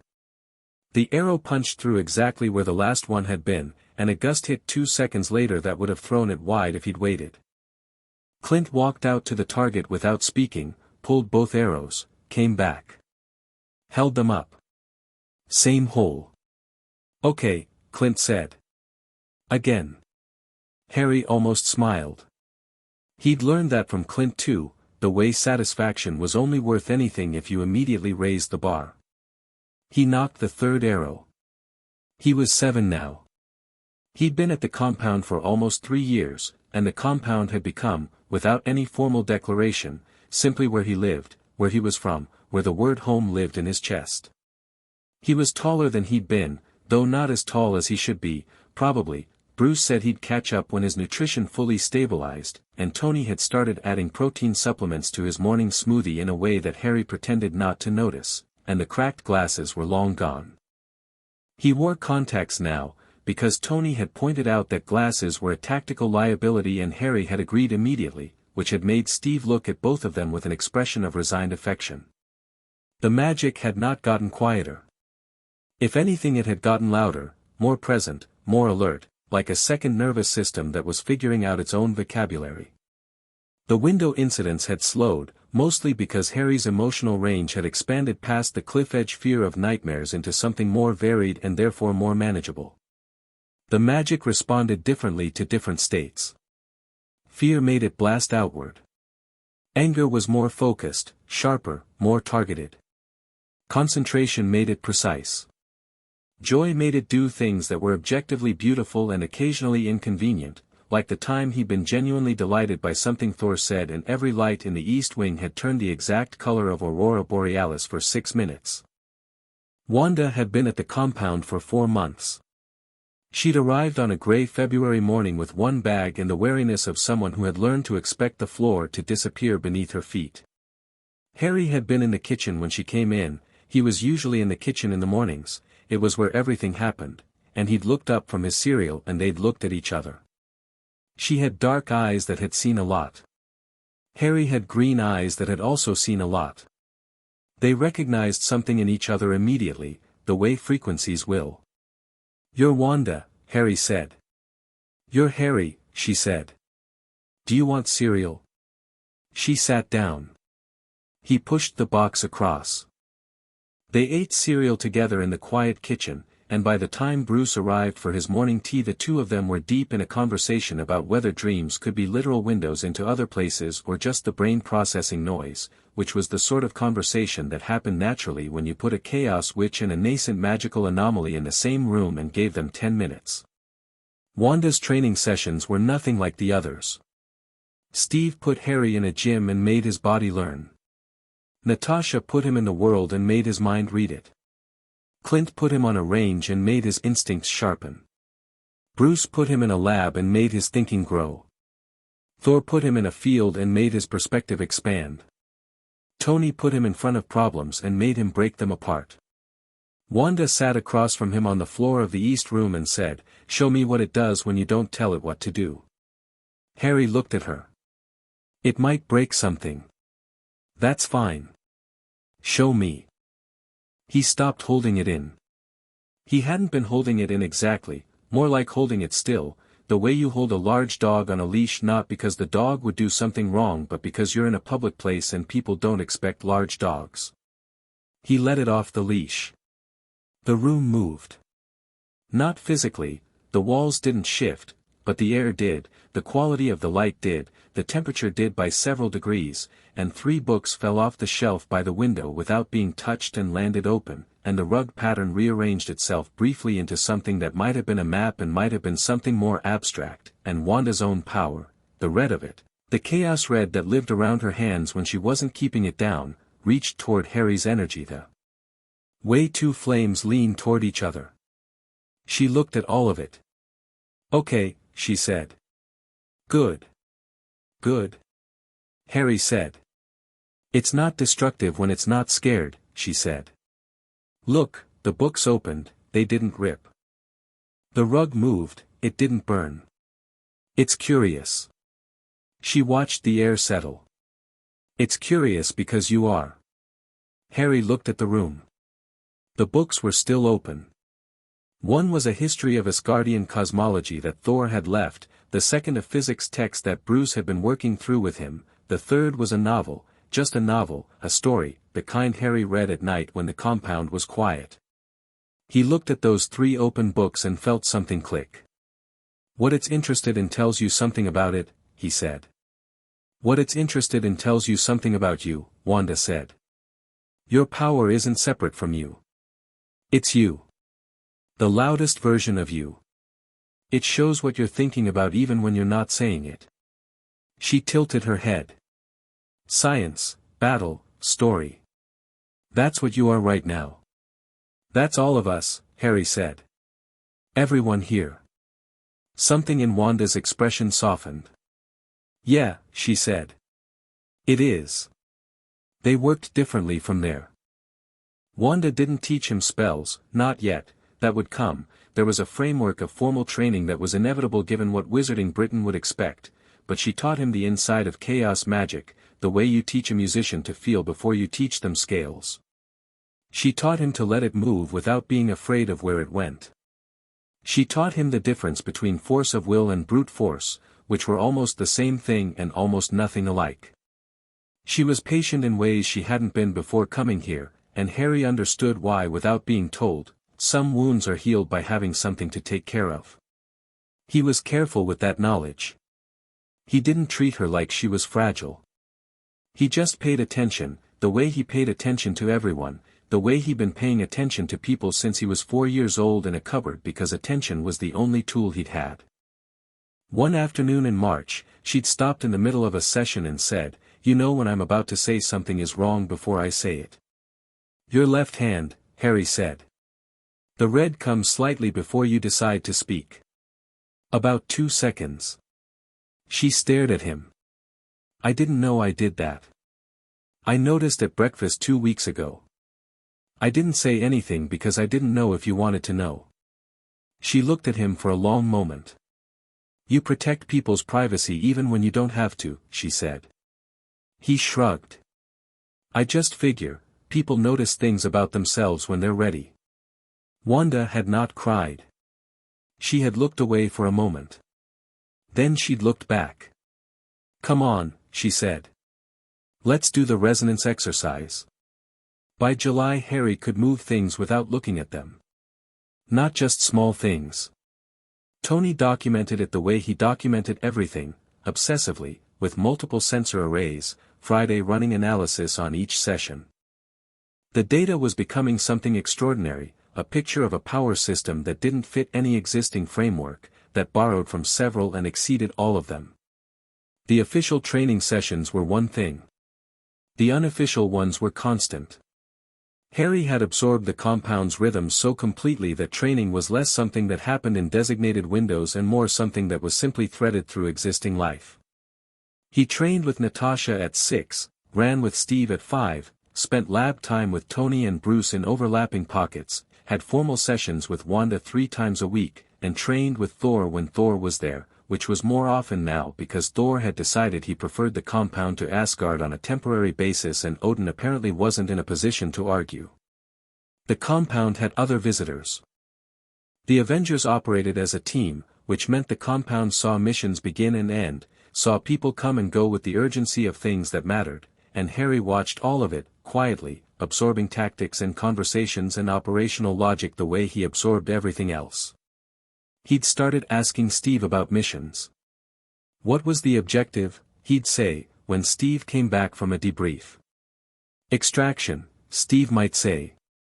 Or neutralization. Or containment. What was the secondary threat? Steve would look at him. 7 years old. Steve would answer anyway, because Harry's follow-up questions were always worth answering. The sparring had escalated, Natasha's doing. She'd graduated him from basic falls and strikes to something that more closely resembled combat choreography, reading and responding, the kind of training where you didn't know the next move until you saw your opponent commit to theirs. Harry moved with a fluidity that she found, privately, remarkable, not because of the magic, though the magic was becoming integrated in ways that were hard to separate, but because of the instinct. He was a natural reader. He was also completely fearless on the mat, which was either a quality or a problem depending on context. He'd pinned Clint once. By accident, arguably, Clint had been teaching a takedown drill and Harry had reversed it before Clint finished demonstrating, operating on prediction rather than instruction. Clint had lain on the mat and said, "Huh." "Sorry," Harry said. "Don't be," Clint said, from the mat. "That was outstanding. Do it again." The magic integrated into combat gradually, not by design. There was no moment where someone said, "Okay, now add the magic." It happened because Harry's power responded to his focus and his focus was increasingly on being precise, effective, ready. The telekinesis became reflexive. Things that threatened him moved away. Things he needed came closer. He'd stop a practice projectile Clint threw without looking up from what he was doing, hand coming up to catch it with a small shimmer in the air, and then continue the conversation he was having as though nothing had happened. "You do that unconsciously now," Bruce noted. "Do I?" Harry said, looking at the training dart in his hand. "The last 3, you didn't consciously decide to stop them." Harry thought about this. "It knows before I do," he said. "Your power does." "Feels like the same thing," Harry said. Bruce looked at him over his glasses. "That's exactly the right answer," he said. The magical world sent another letter in August. This one came by owl. A large, tawny one that materialized at the compound's east window at 7 in the morning and sat there until Harry, who was eating breakfast, got up and opened the window for it. It delivered its letter, accepted a piece of his toast with dignified condescension, and left. The letter was from Dumbledore directly this time. Not through intermediaries, not through the ministry. From the man himself, in that elaborate green ink handwriting, formal and warm in a way that felt like 2 different letters fighting for the same page. "Dear Harry, I hope this letter finds you well, and I mean that sincerely. I have thought of you often over the years, though I confess I must acknowledge, and this is a hard thing to acknowledge, that thinking is not the same as acting, and that I failed you in ways that I am still working to understand. I write today not to make demands, as I fear some of my previous communications may have suggested, but simply to say that I would very much like to meet you. Not as your guardian. Not as anything except a very old man who knew your parents and who thinks you deserve to know that they were extraordinary, and that they loved you beyond measure. If you are willing, I would welcome the chance. If you are not, I understand. The choice, Harry, is entirely yours." Harry read it 3 times at the kitchen table. The owl was long gone. Steve was watching him over a coffee mug with the particular careful attention of someone who wanted to respond appropriately to whatever Harry's face showed. Harry folded the letter. Thought. He admitted he was wrong, he said. "Sounds like it," Steve said. "Do you think he means it?" Steve set down his mug. "I think," he said carefully, "that people who are used to being right sometimes do eventually work through to admitting they were wrong. Whether they've actually changed or just changed what they say is harder to know. But it's possible." "It's possible," Steve agreed. Harry looked at the folded letter. "He knew my parents," he said. "Just that." Steve nodded. Harry tucked the letter into his pocket. He didn't say anything else about it that day. But 3 days later he told Tony he wanted to write back, and Tony, who had a great deal of opinions about Albus Dumbledore and a very specific set of objections to the man's methodology, sat down with Harry and helped him draft the response without once, to his own considerable credit, letting any of those opinions leak into the letter. The response said, I'm willing to meet.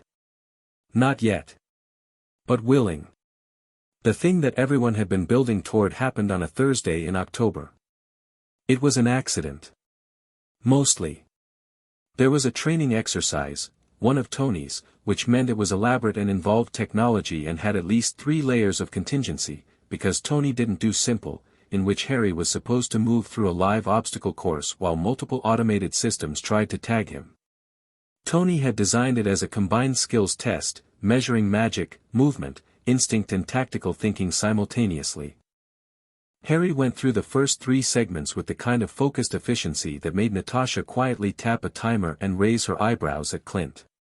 The 4th segment was designed to be impossible. Tony had designed it to hit a wall, to see what Harry did when the standard approaches ran out.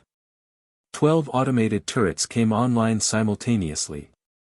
The simulation was a rescue scenario. There was an object, a dummy representing a civilian, which Tony had dressed in a sweater for unknown reasons, on the far side of the room behind the turret grid, and Harry needed to reach it without getting tagged. Harry stood at the entrance and looked at the room for exactly 4 seconds. Then he did something none of them anticipated. He didn't try to avoid the turrets. He didn't try to disable them one by one. He reached out, the air shivered, that warm invisible presence that his power had, and the targeting algorithms in every turret simultaneously failed. Not destroyed. Not damaged. Just confused, like something had introduced an error in their calibration, the magical equivalent of static in the signal. He walked through the room. Straight through. Not running. The turrets tracked him, recalibrated, tracked again, lost him each time, unable to resolve the lock. He picked up the dummy. Walked back. The turrets shut down as he crossed the start line. Everyone watching the feed in the observation room was quiet for a moment. He didn't just interfere with the targeting, Friday said. He affected the code. Magic interacting with code, Bruce said, quietly. He'd gone very still, the way he did when something was larger than his current framework. That's not supposed to be, Tony started. Possible? Friday said. Apparently yes. Tony left the observation room and went down to the floor. Harry was standing with the dummy, breathing easily. It hadn't cost him very much, apparently, which was its own significant data point. He looked up when Tony came through the door. Is that not what I was supposed to do? Harry said. Tony looked at him. 7 years old. T-shirt and training trousers, scuffed trainers, messy hair. He still hadn't let anyone cut in a way that substantially changed the shape of it, the green eyes bright and clear and entirely without concern. No, Tony said. That was. He stopped. Started again. Friday runs on code that I wrote. Some of the most sophisticated machine code on the planet. How did you know how to touch it? Harry thought. I didn't, he said. I just found the part that was doing the problem. The targeting part. And he made a small, vague gesture. Talk to it. Talk to it, Tony said. Not in words, Harry said, with the slight patience of someone explaining something they can see is obvious from inside. Just. It was doing a thing, and I asked it not to do the thing, and it stopped. Tony stared at him for a long moment. Then he pointed at the observation room window. You, he said, are coming up to the lab after this because that description is going to keep me awake until I figure out what it means. Okay, Harry said agreeably, and set down the dummy. Wanda found Harry on the compound roof that evening. He went to the roof sometimes when the compound was full of people and energy, not to escape, exactly, more to get perspective, the way you step back from a painting to see all of it. He'd climb through the maintenance access and sit on the flat section above the east wing and watch the valley and the sky, and nobody minded because Friday had the roof on constant monitoring and would alert anyone if anything happened. Wanda came through the access hatch and sat beside him without asking if he wanted company, which he'd noticed was something she'd learned from Natasha, who had the rare gift of being able to keep someone company without making a performance of it. The valley was going gold in the last light. The Hudson far below was catching it. The turret thing, she said. Tony's going to be up all night. I know. He looked at the horizon. I didn't mean to do it that way. That was the solution that was there. That's what chaos magic is, Wanda said. It's not about knowing the path. It's about finding the solution that actually exists in the moment. She paused. Some wizards spend their whole lives trying to learn to do that. It doesn't come naturally to almost anyone. Is that why they use wands? Harry said. Wands are scaffolding, Wanda said. Like I told you. They give structure to something that doesn't have inherent structure. It makes the magic smaller and more reliable. But smaller. Yes. Harry was quiet for a moment. Dumbledore wants to meet, he said. I know. Tony mentioned it. I wrote back. I said willing, just not yet. He paused. He knew my parents. I know, she said quietly.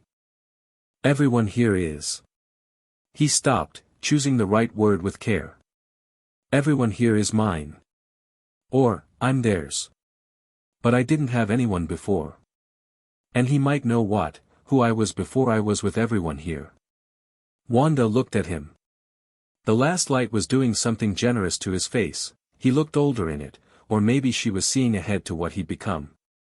You know who you are, she said. I know what I've been taught, he said. That's not the same thing. She sat with that for a moment. Fair, she said. I'm not trying to replace anything, he said quickly. Tony is, he stopped. Started again. What Tony does, the way he looks at me in the lab when I figure something out, I'm not looking for that somewhere else. I've got it. He seemed to be working through something in real time. I just want to know about them. My parents. What they were like. Not to feel more like theirs and less like Tony's or Steve's. Just because. He shrugged. They existed. And they loved me. And I don't know them at all. Yeah, Wanda said. I get that. Pietro, he said. It was the first time he'd said the name aloud to her. He'd learned about it from Natasha, carefully, months ago. Wanda's breath moved. Yeah, she said. They sat on the roof in the last gold of the October evening and didn't say anything else, and that was exactly what was needed. The wizarding world made its first aggressive move in November. Not Dumbledore. Not the Ministry. Something else. Harry was in the lab with Tony, late, the compound mostly quiet, when Friday's alert tone went through both their earpieces simultaneously. Boss, Friday said, I'm reading a non-standard energy signature at the compound perimeter. Northwest corner. It's not Asgardian, it's not Gamma, it's not, a pause. It matches the profile in Bruce's magical energy database. Active wizarding magic. And there are 2 of them. 3. They're trying to conceal themselves and they're not doing a great job. Tony was standing in 2 seconds, suit components coming to standby. Who else is in the building? Natasha and Steve, East Wing. Wanda is in her room, North. Bruce is in the greenhouse. Wake them up, Tony said. Then, don't wake Wanda yet. Wake Nat and Steve. Harry was already off the stool. You, Tony said, pointing at him. I'm coming, Harry said simply. You're 7. And I talked to your turret code earlier today, Harry said. Tony. I'm coming. Tony looked at him. 7 years old. The green eyes entirely certain. The air around him had the subtle quality it got when his power was present and alert, not crackling, not dramatic, just there, like a second skin that had decided to pay attention. You stay behind me, Tony said. Until I don't need to, Harry said. This was apparently an acceptable answer, because Tony moved and Harry moved with him. Natasha met them in the corridor with her weapons already on her, dressed, boots on, the terrifying efficiency of a person who is never more than 30 seconds from combat ready regardless of time or circumstance. Steve was behind her with the shield. 3 signatures, Natasha said. It wasn't a question. Northwest, Tony said. The helmet closed over his face. Let's go say hello. They moved through the compound to the exterior, and the northwest corner of the perimeter was a stretch of garden and hedge line that backed against a strip of woodland. In the dark it was all shadow and the sound of wind, and nothing visible. Harry felt them before he saw them. It wasn't sight. It was more like pressure. 3 points of magical energy, pressed up against the compound's ward line, which Tony didn't know existed and which had apparently grown up around the building over the past 3 years because Harry's power had been bleeding outward in low-level waves and something had happened to the compound's borders as a result. Bruce had theorized about it. Wanda had confirmed it. The compound had wards now, grown by accident, and they were currently doing their job. They can't come in, Harry said. He was looking at the hedge line. His eyes had gone slightly unfocused, not blank, but the look of someone seeing something at a different frequency. They've been trying for about 20 minutes. They're frustrated. Can you see them? Steve said. Not see, Harry said. Feel.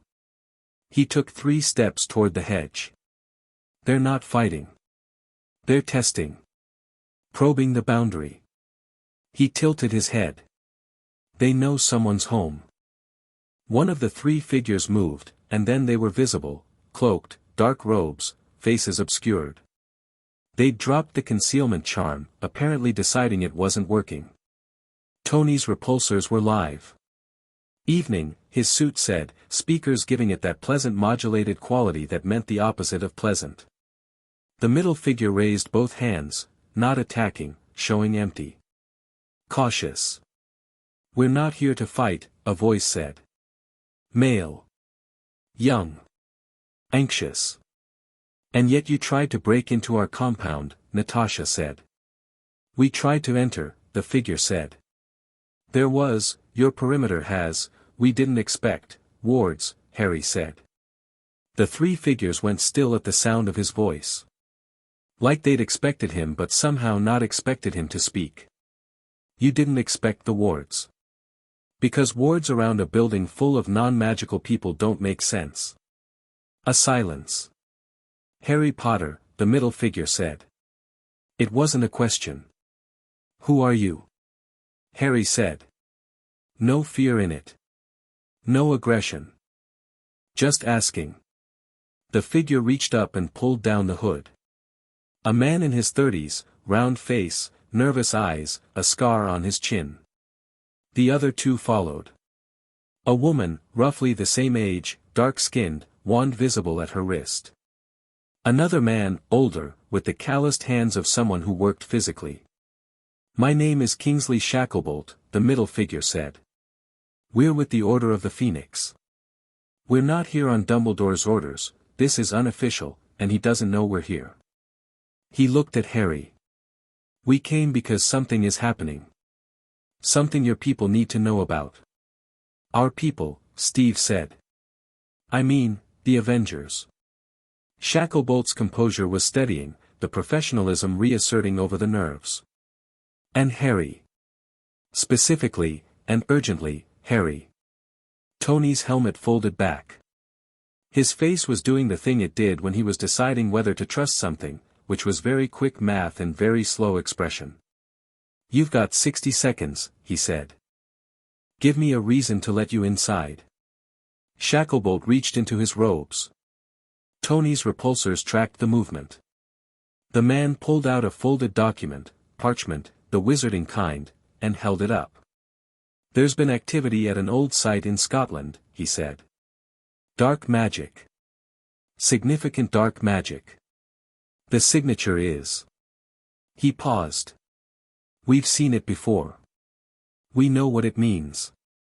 He looked at Harry directly. He's not dead. He's been building. And something something changed recently.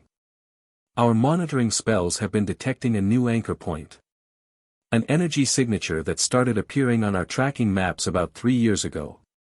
He held the parchment out toward Harry. It's yours. The parchment had a map on it.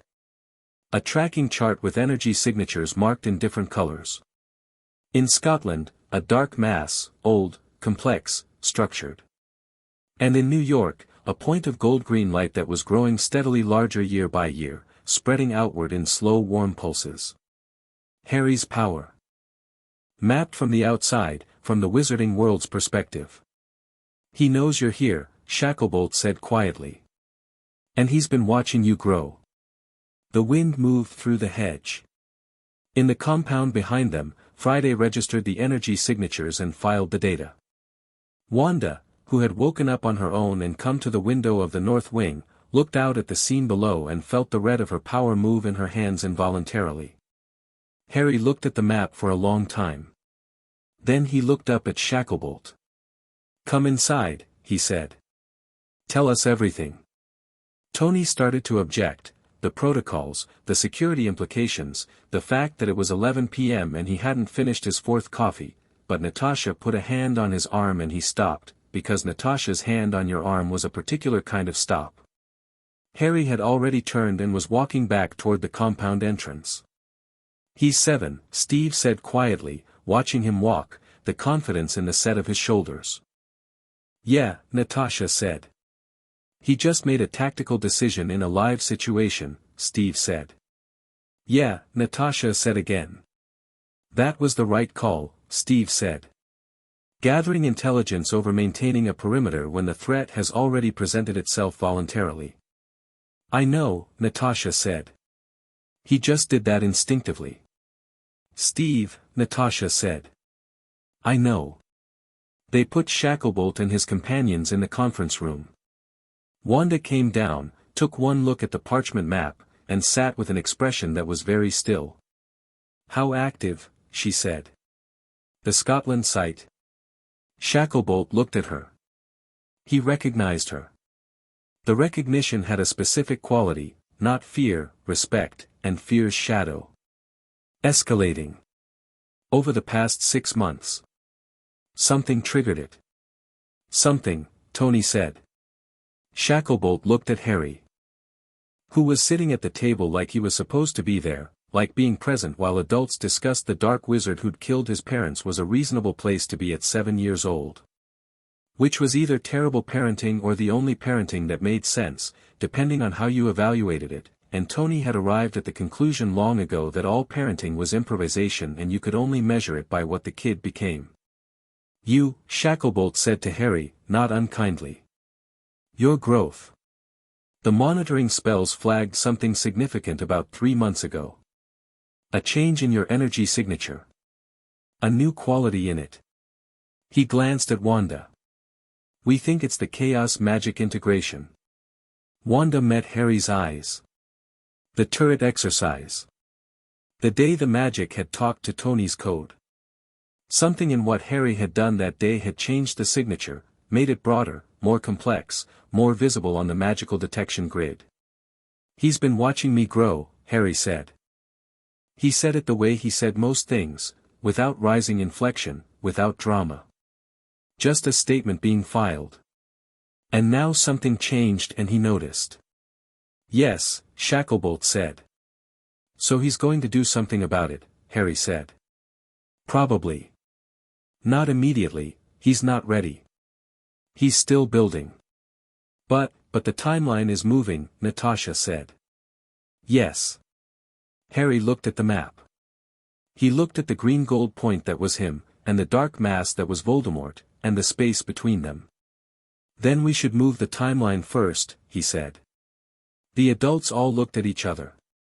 "You're 7, Bruce said, from the doorway. He'd come in from the greenhouse at some point, still with soil on his hands, because Bruce Banner could move very quietly when he needed to. "I know," Harry said. "I'll be 11 when my Hogwarts letter comes. 4 years." He looked at the map. "That's how long we have to make sure I'm ready." "Ready for what?" Shacklebolt said. Harry looked up at him. For whatever he's planning, he said. The prophecy says, I know about the prophecy, Harry said.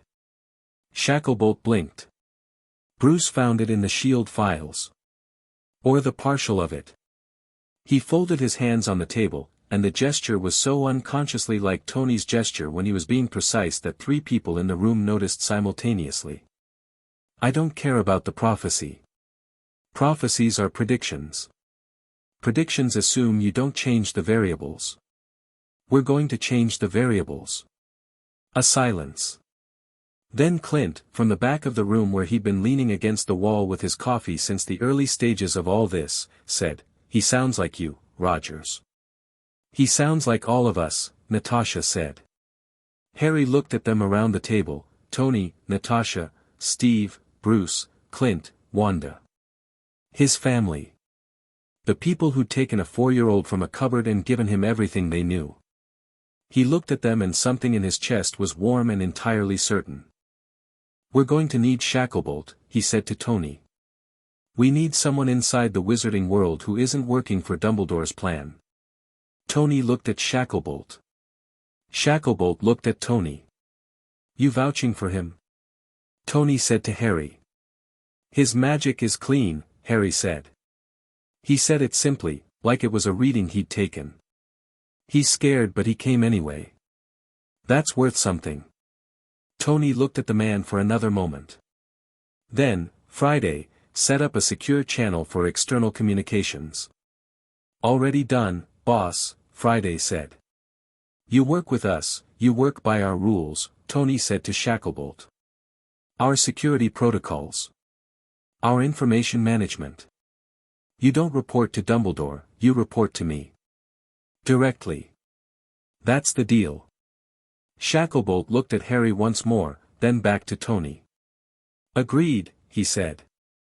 Later, when Shacklebolt and his colleagues had gone, when the conference room had emptied and the compound was quiet again, Harry found himself in the kitchen, not eating, just standing there in the dark with the map in his hand, the green-gold point of himself and the darkness in Scotland.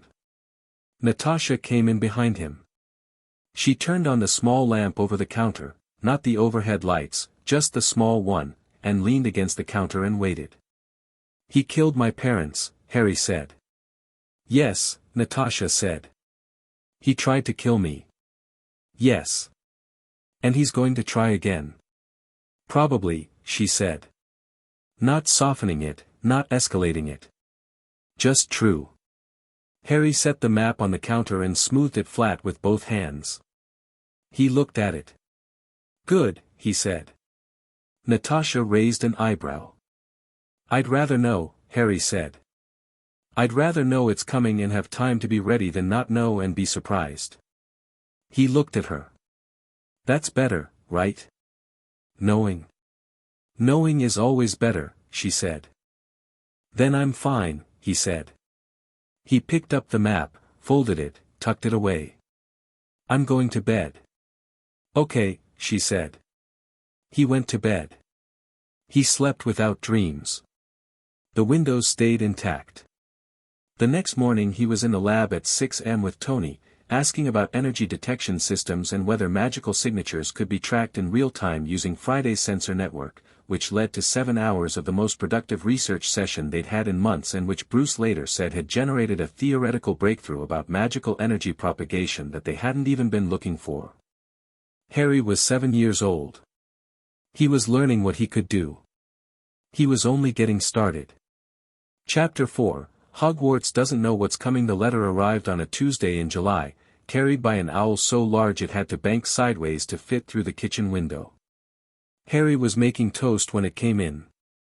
He watched it land on the counter, hold out its leg with the formal patience of an animal that understood its own importance, and waited while he untied the letter. It accepted half a piece of toast. Harry gave it to him without thinking, because he'd been feeding owls for 4 years. Shacklebolt's messenger birds knew to come to the kitchen window, and departed. Tony came in 3 minutes later, drawn by Friday's alert. Well? Tony said. Harry looked up. He was holding the envelope. Mr. H. Potter, Avengers Compound, New York in green ink, the Hogwarts crest on the back. He'd known it was coming. They'd all known. He'd been 11 for 6 weeks. "It's here," Harry said. Tony crossed to the kettle, switched it on, and held out his hand for the letter. Harry gave it to him. Tony read it. He was quiet for a moment. "Hogwarts School of Witchcraft and Wizardry," Tony said. "Headmaster Albus Dumbledore." He set the letter on the counter. "You want to go?" "Yeah," Harry said. "I know." Tony looked at the letter. "I've known since February that this was happening. I've been preparing." Harry looked at him. "For what?" Tony turned and pointed at the lab door. "Come on." The lab had been rearranged. The center bench, which was usually occupied by whatever Tony was currently in the middle of destroying and rebuilding, had been cleared, and on it sat a wand box, actual mahogany, small, formal, and a bracelet of interlocking metal components that was unmistakably Tony's work, elegant and complex and containing more technology than most aircraft. Harry approached the bench and looked at both items. "The bracelet first," Tony said. "I've been working on it for 3 months. Friday helped." A pause. "Mostly Friday." "I helped too," Friday said, with dignity. "It's a monitoring system," Tony said. "Biometric, magical energy output, environmental sensor array, temperature, atmospheric pressure, magical field density. It feeds to Friday constantly. I'll know if your magic spikes past certain thresholds, if you're in danger, if your vital signs." He stopped. "It's not a leash. I want to be clear. It doesn't restrict anything. It just tells me where you are and how you are." Harry picked it up. The metal was warm in his hand, which was impossible given the ambient temperature, and then he understood it wasn't the metal that was warm, his power had recognized it, was already moving through it like water finding a new channel, and the components were responding with a faint, comfortable hum. "It's already working," Harry said. "Yeah," Tony said. "Friday, you getting this?" "Reading him clearly, boss." "Hello, Harry." "Hi, Friday," Harry said. "Now the wand," Tony said. Harry looked at the box. "Ollivanders?" "No." Tony crossed to stand beside him. "We went a different route. You know Wanda's worked with wandless magic her whole life. She can work with a wand, she chooses not to. She argued that giving you a standard wand would be scaffolding that becomes a ceiling," Harry said. Her exact words. Tony opened the box. Inside was a wand, but not like any description in the books Shacklebolt had been sending for 2 years. It was dark wood, blackthorn, Harry would learn later, shot through with threads of something silver bright, and the handle had been shaped with a small inlay of vibranium, a sliver of it worked into the grain, and when Harry lifted it the air in the lab did several things at once. Every holographic display shifted color. The monitoring equipment across 3 benches spiked simultaneously. A beaker on the far counter rose about 6 inches and settled back. Friday made a sound that was not an alert and not an acknowledgement but something between. "One maker in Bristol," Tony said. "She works outside the Ollivander tradition. Wanda found her. She made this specifically for you. The blackthorn is for someone who's had to fight for what they have, apparently that's tradition, and the vibranium inlay, that was your idea," Harry said. "The vibranium resonates with your power signature." Friday measured it. "It's not just a wand, it's a channel, it'll amplify precision without restricting range." He looked at Harry. "You don't have to use it. You can do plenty without it. But for formal wizarding education, having it gives you options." Harry closed his hand around the wand. The lab went very still for a second. Not the bad still, not the before an explosion still. The still of something exactly right meeting itself. "Tony," Harry said. "Yeah." Harry looked at him. "Thank you." Tony put his hands in his pockets and looked at the ceiling briefly. "Don't get sentimental in the lab. That's a rule. You don't have that rule. I'm adding it right now. The news that they were going to Diagon Alley reached the rest of the compound by breakfast and produced an immediate and unanimous response, which was that everyone was coming. Everyone doesn't need to come, Steve said. Everyone is coming, Clint said. Clint, Steve. Harry's first trip to the wizarding world. We're all coming. Thor is in Asgard. A sound from outside the compound. A column of light. The sound of Bifrost discharge. Thor appeared in the back garden with a bottle of something Asgardian and a large grin. I received Stark's message, he announced. I didn't send Thor a message, Tony said. Friday did, Friday said. Friday, Tony said. He would have been upset to miss it, boss. Tony looked at the ceiling. Fine. Everyone is coming. They went to London 2 days later, the Quinjet, cloaked, landing in a secure ministry-adjacent location that Shacklebolt had arranged with considerable bureaucratic effort and visible nervous energy. He met them on the ground in a dark car park beneath the ministry's exterior, wearing Muggle clothing that didn't quite fit in the way that people who'd never had to wear Muggle clothing didn't quite fit in it. The minister has been informed, Shacklebolt said. He is, cautiously optimistic about the visit. Cautiously optimistic means he's terrified, Natasha said.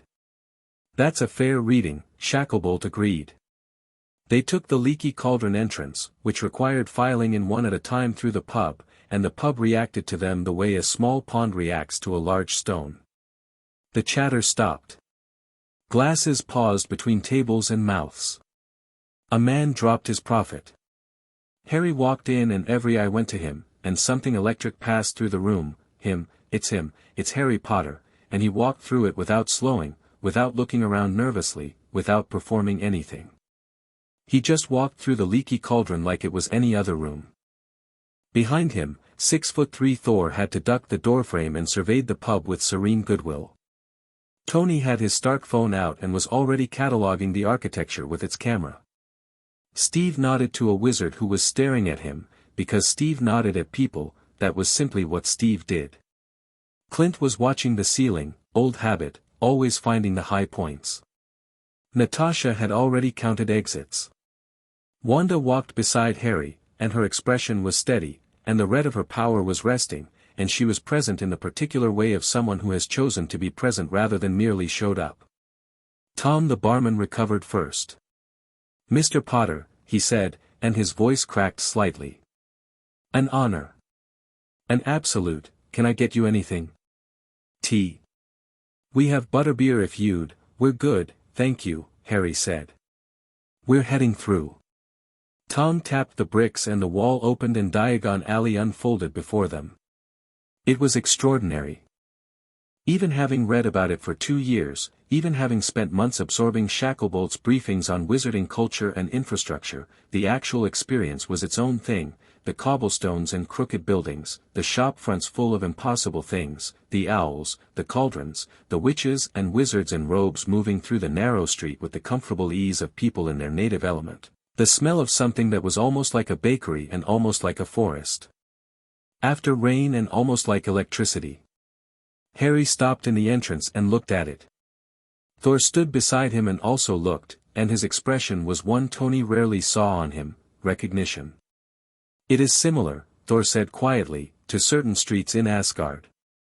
Where the old magic markets used to be, before we built the palace district over them. What happened to them? Harry asked. Progress, Thor said. Progress always thinks it is more important than it is. They moved through the alley and the crowd parted, partly for Harry, partly for the Avengers, partly for the sheer spatial requirements of a group that included Thor, but mostly because the combination of all of them moving together had an atmosphere. Not threatening. Just significant. The kind of group where people got out of the way not because they were afraid but because something was happening and they wanted to see. Gringotts first, because Harry had a vault and the contents of it had been under goblin management since his parents' death and Tony had strong feelings about financial transparency. The goblins were unmoved by the Avengers, which was refreshing, and managed the vault inspection with the brisk disdain of people who dealt with the exceptional on a daily basis and had decided to find it tedious. Harry's vault contained a reasonable amount of wizarding currency and several sealed items his parents had left, not much, given they'd been young and hunted, which Harry stood and looked at for a long moment in the gold-lit vault while everyone else gave him space. He picked up one item. A small photograph, sealed in a glass case. His parents.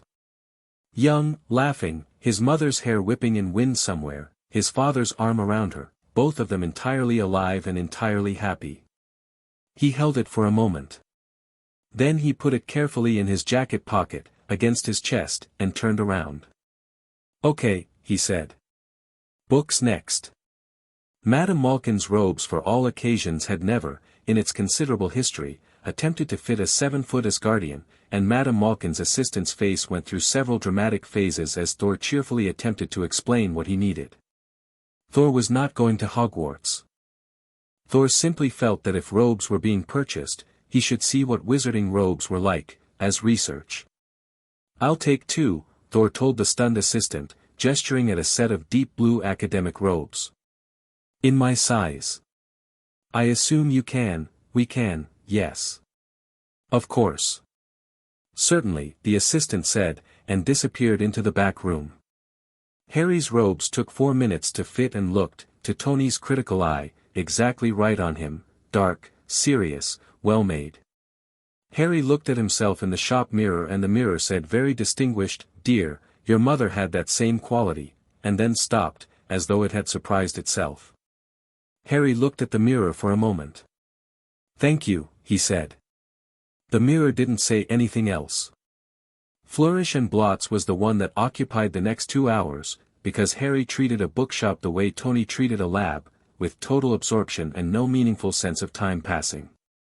He'd had access to both Muggle and wizarding texts through Shacklebolt for years, but there was something about being physically in the shop, the smell of old parchment, the way some of the books moved of their own accord, that turned a simple supply run into an archaeological dig. Bruce had come into Flourish and Blots and had not left. He was in the theoretical section, deeply engaged with a text on magical energy theory that he was reading while simultaneously making notes on his phone, which was not receiving signal but for which Bruce had installed a local offline note-taking system that Tony had made for him after the 3rd time Bruce had lost research to spotty internet. Natasha was reading the defense against the dark arts selection with the expression of someone professionally critical of textbooks. "This section on nonverbal combat is genuinely wrong," she told Harry. "I'll annotate it." "Please," Harry said. Steve had found the wizarding history section and was in it with the expression he sometimes wore in museums, that particular combination of engagement and a very slight sadness that was about time itself, about how much changes and how much doesn't. "The Second Wizarding War," he said, pulling a book. "This is what they call Voldemort's Rise." "I've read it," Harry said, appearing at his elbow. "The Shield version is more accurate in some ways. The wizarding version leaves out a lot of ministry failures." Steve looked at him. 11 years old. Standing in a wizarding bookshop reading history with the same critical framework he applied to everything. "Who taught you to read history that way?" Steve said. "You," Harry said. "You always ask whose perspective is missing." Steve looked back at the book. "Good," he said. They met Dumbledore in Diagon Alley. Not by arrangement. He was simply there, outside Ollivanders, which Harry had already been informed they wouldn't need, and had continued past without stopping, a tall, thin man in robes of deep purple, with a long silver beard and half-moon spectacles and eyes of extraordinary blue that were doing the thing that very intelligent people's eyes do when they are processing a great deal at once. He saw Harry. Harry saw him. They had been corresponding for 4 years, brief, careful exchanges, Harry always specific, Dumbledore always thoughtful, both of them circling the idea of a meeting like 2 careful people around an open fire. This was the meeting. Unplanned. In the middle of Diagon Alley on a summer morning. Tony saw him at the same time as Harry and moved to Harry's left, which was where Tony always positioned himself in uncertain situations, close but not blocking, available but not making decisions for him. Natasha materialized on Harry's right from where she'd been 2 shops back, which she'd done without appearing to have moved at all. Dumbledore looked at the Avengers assembled around Harry and something crossed his face that was complicated and genuine. He walked toward them and stopped about 3 feet from Harry, and he was taller than Harry by a significant margin, and yet somehow the geometry of the meeting felt level. "Harry," Dumbledore said. His voice was warmer than Tony had expected from the letters, less academic, less architectural. "Professor Dumbledore," Harry said. "I had hoped to encounter you today. Minerva told me the date of your visit." A slight pause. "I hope that wasn't an intrusion." "Minerva McGonagall told you," Harry said. "Not with accusation. Just confirming the fact." "She did. She is both the deputy headmistress and someone who cares very much about your welfare." Dumbledore looked at him directly, and the blue eyes had dropped all the layered complexity Tony had expected and were simply looking. "You look like your father," Dumbledore said. "And like your mother. The eyes especially." Harry was quiet for a moment. "I know," he said. "I have a photograph." Dumbledore noticed the slight weight on the word, the singular, the implied scarcity, and something in his face moved. "Yes," he said quietly. "I am sorry there aren't more." They looked at each other. Harry, Tony could read him, had been reading him for 7 years, was doing the thing he did when he was taking the full measure of something. Not suspicious. Not warm either. Present and thorough. "You were wrong about the Dursleys," Harry said. "Yes," Dumbledore said. "No qualification. You knew about the blood protection and you thought it was enough. I convinced myself that the discomfort of the situation was worth the security it provided," Dumbledore said. "I was wrong. And I was wrong not because the protection failed, it might not have, in its own terms, but because I made that calculation about a child's welfare without any real knowledge of what the child was experiencing. I told myself I was protecting you. I was not. I was protecting a strategic asset that happened to be a child. That is not," he stopped. "It is not what I should have done. It is not what I wanted for you." Tony, who had prepared a great deal of things to say to Albus Dumbledore, found himself saying none of them. Harry looked at Dumbledore for a long moment. "I know about the prophecy," he said. Dumbledore didn't flinch. "Yes. I suspected you might. I know what you thought it meant. What you planned." A pause. "I'm not going to be anyone's weapon." "No," Dumbledore said. "No, I can see that you are not." The blue eyes went briefly around the group, Tony, Natasha, Steve, Bruce, Clint, Thor, Wanda, and came back to Harry. "I did not expect this," he said. "What you have been given here. I had a plan, and it was a smaller plan than this." Something in his expression was genuine in a way that was uncomfortable. "I think the world may be safer because your people found you before my plan could take full effect." "The offer stands," Steve said. He'd moved up slightly, which was Steve's version of entering a conversation. "You know things we need to know. You're the most knowledgeable person on Voldemort, the Horcruxes, the magical political landscape. We want that information. All of it. We'll share our intelligence in return." He met Dumbledore's eyes. "No agenda. No plan. Just information shared between people who want the same outcome." Dumbledore looked at Steve Rogers, the man out of time, the soldier who'd always put mission above himself, and recognized something. Tony saw the moment of recognition cross the old man's face. "What outcome would that be?" Dumbledore said. "Harry gets to live," Steve said. Simply. That's the outcome. Dumbledore stood in Diagon Alley in the summer sun and looked at Harry Potter, who was looking back at him without resentment, without fear, without the crushed quality of someone who has been shaped by mistreatment into something smaller than they should be.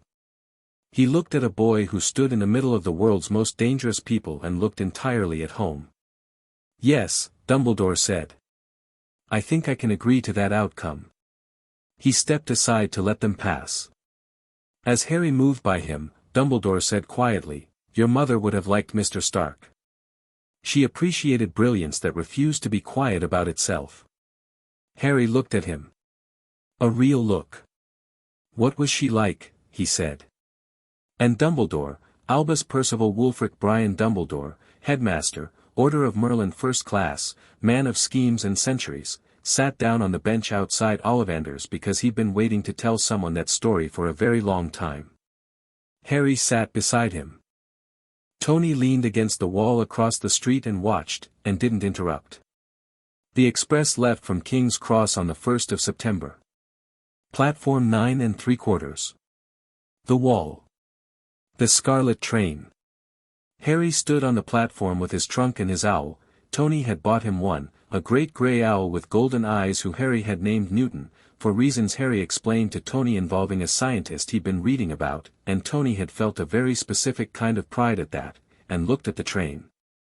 The Avengers were on the Muggle side of the barrier. All of them.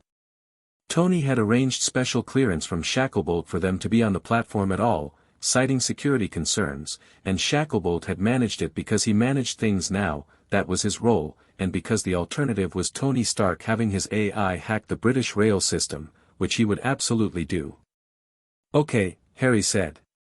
You have the bracelet, Tony said. I have the bracelet.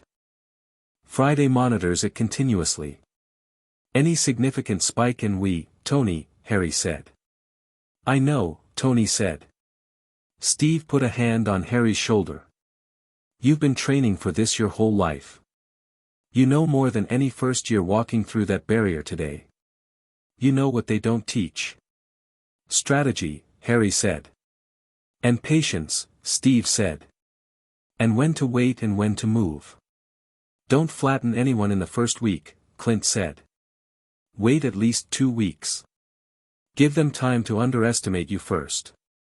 Clint, Steve said. Strategically, Clint said.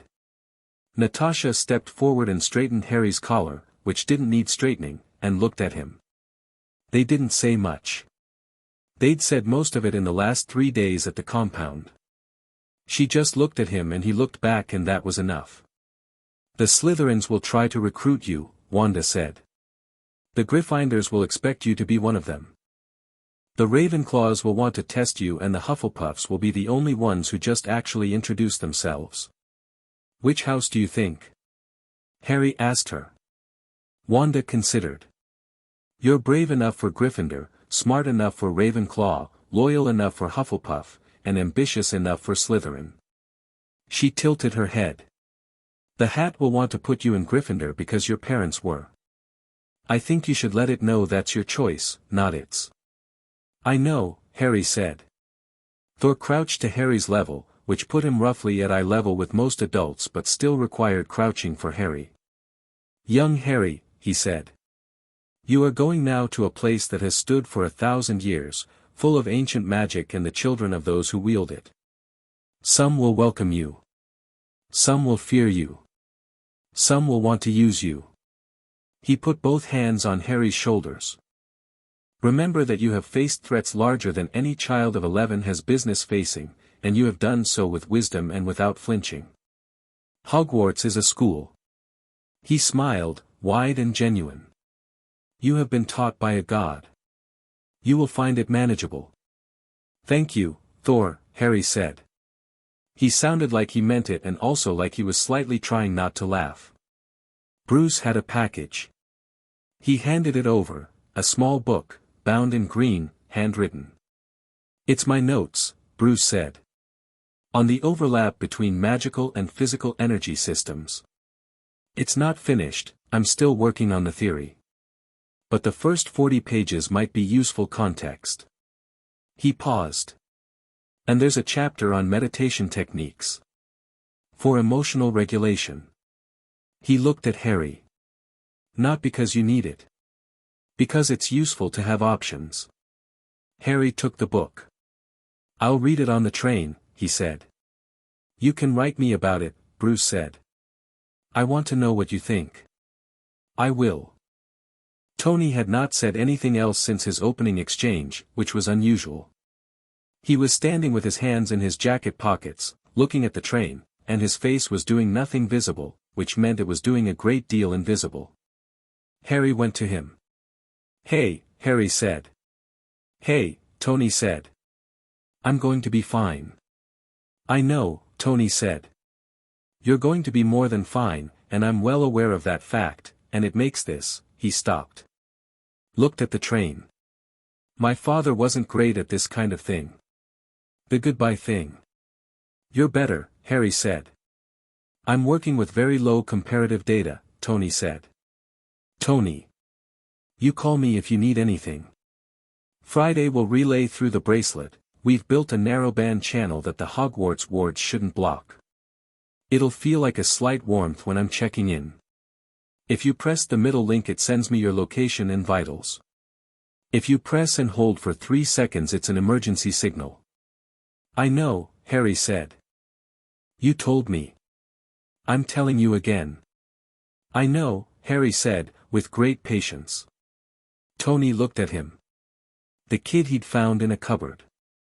The kid who'd levitated a pen and turned the East Wing's lights into the Northern Lights and talked to Turret Code and stood in Diagon Alley and faced down Dumbledore with the exact right amount of respect and exactly zero deference. The kid who asked, "Are you going to keep me?" and had spent 7 years building a life around the answer. "Don't," Tony started. Stopped. Started again. "Just don't let them." "I won't," Harry said. "Don't let anyone tell you what you are or, Tony," Harry said. "I know who I am." Tony looked at him. "You told me," Harry said. 7 years ago. That night. All of you did. You've been telling me ever since." He looked at Tony steadily. "I know who I am."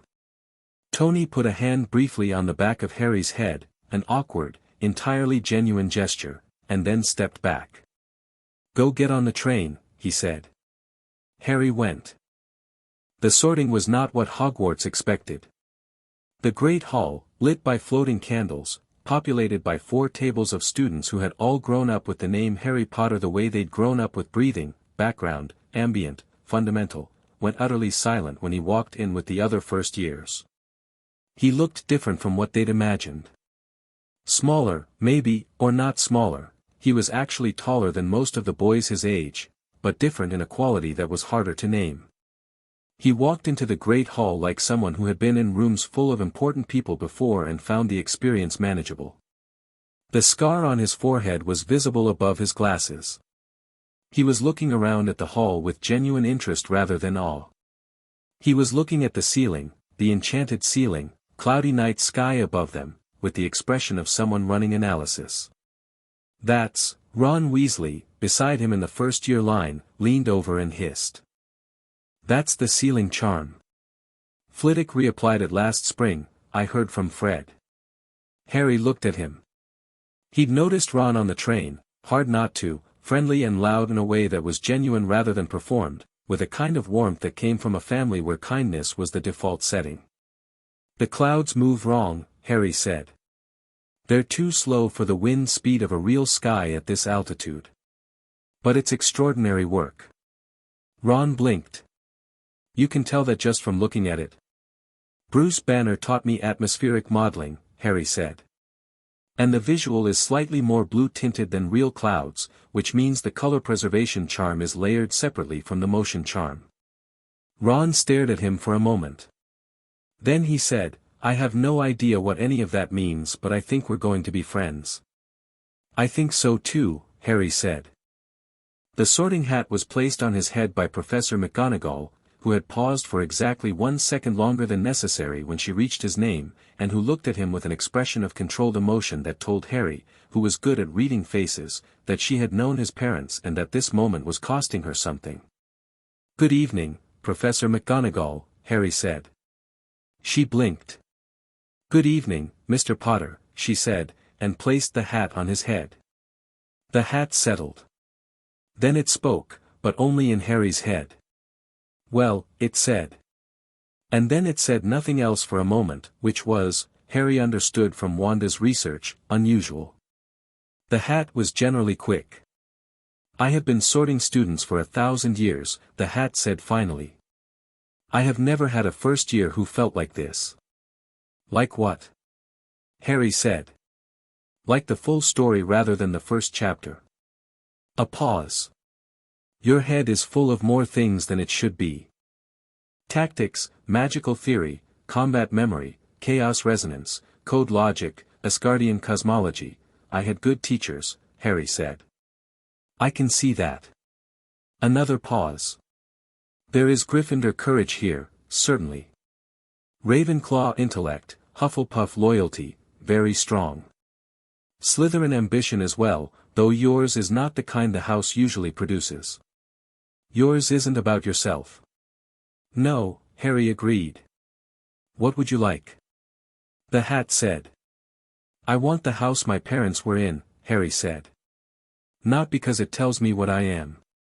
Because it tells me what they were. The hat was quiet for a moment. That is the most Gryffindor reason for choosing Gryffindor I have ever heard, it said. And I have heard 1,000 years of reasons. Gryffindor, it shouted. The Gryffindor table erupted. The other tables applauded, with varying degrees of enthusiasm, and one very notable exception at the Slytherin table where a pale, pointed-faced boy named Draco Malfoy was applauding with his hands about 3 inches apart and an expression of elaborate neutrality.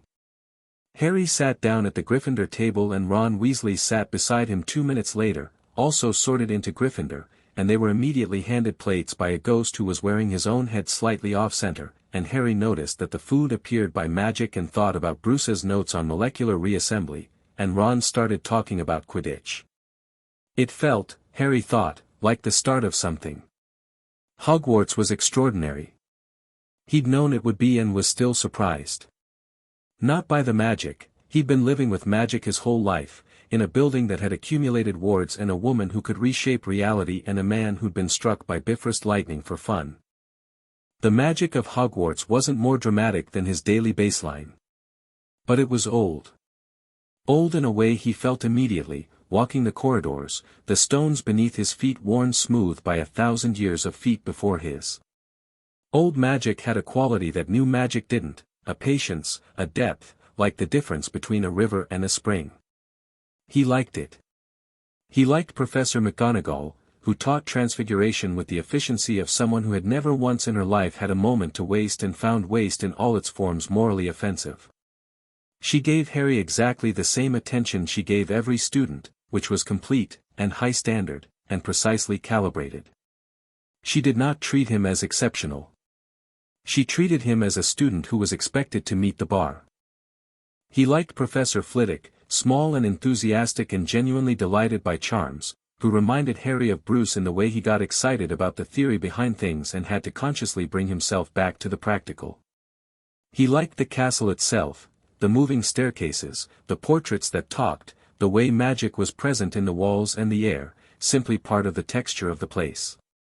He was less certain about defense against the dark arts, which was taught by a man named Quirrell who wore a purple turban and had a stutter that appeared, the more Harry listened to him, to be inconsistently located, sometimes on certain consonants, sometimes not, with a pattern that didn't match any neurological stutter Harry had encountered. He mentioned this to Ron after the 3rd class. What do you mean, inconsistently located? Ron said. Most stammers have a predictable phonemic pattern, Harry said. His changes. Depending on what he's saying. Ron looked at him. You're going to be both amazing and exhausting as a friend, aren't you? Probably, Harry said.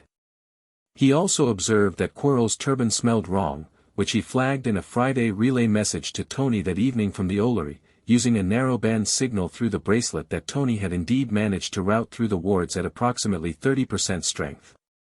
Tony's reply came back in 4 minutes, define wrong. Harry thought about it. Like the back of a wardrobe that nobody's opened in a long time. Old and covered over. Tony's reply, keep distance.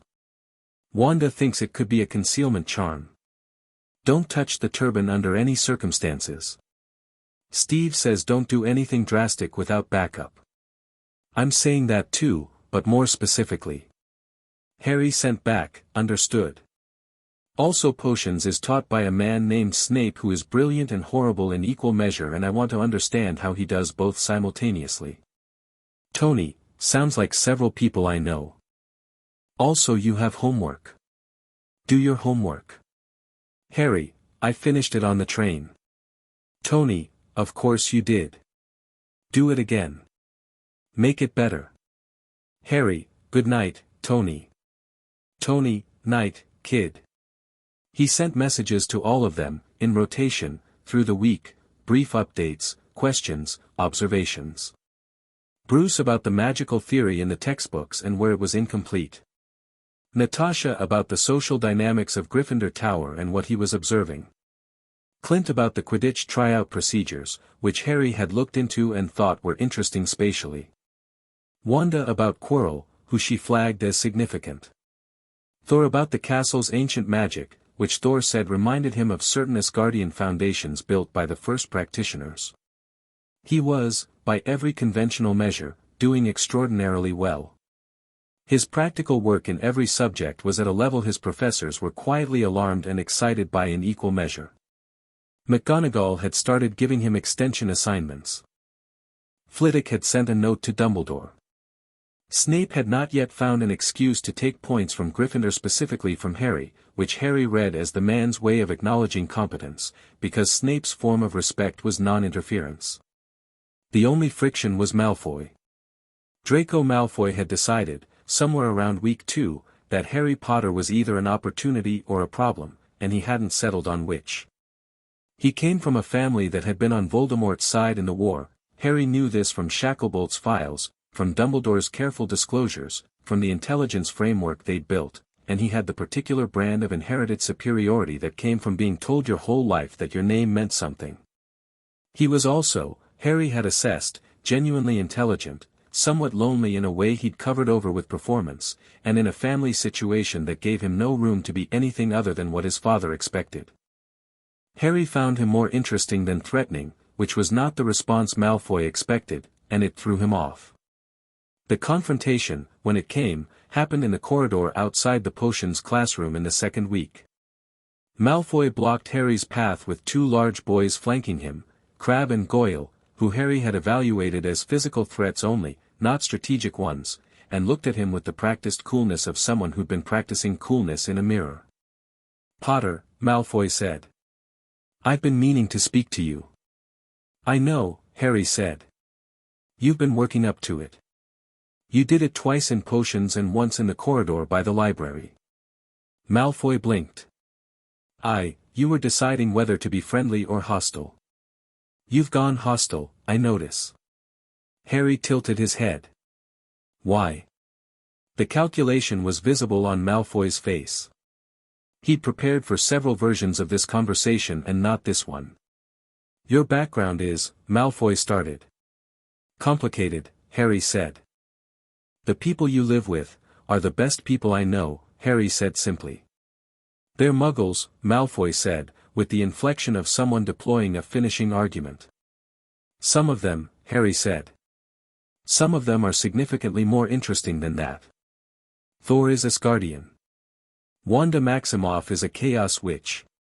None of them are muggles in the conventional sense. He looked at Malfoy. And none of that is relevant to whether I'm worth talking to. A beat. My father, Malfoy started again. Doesn't know me, Harry said. You don't know me. I don't know you. He paused. I'd be interested in knowing you, actually. You're clearly good at potions. You understand the theoretical basis in a way most first years don't. He meant it, and it showed.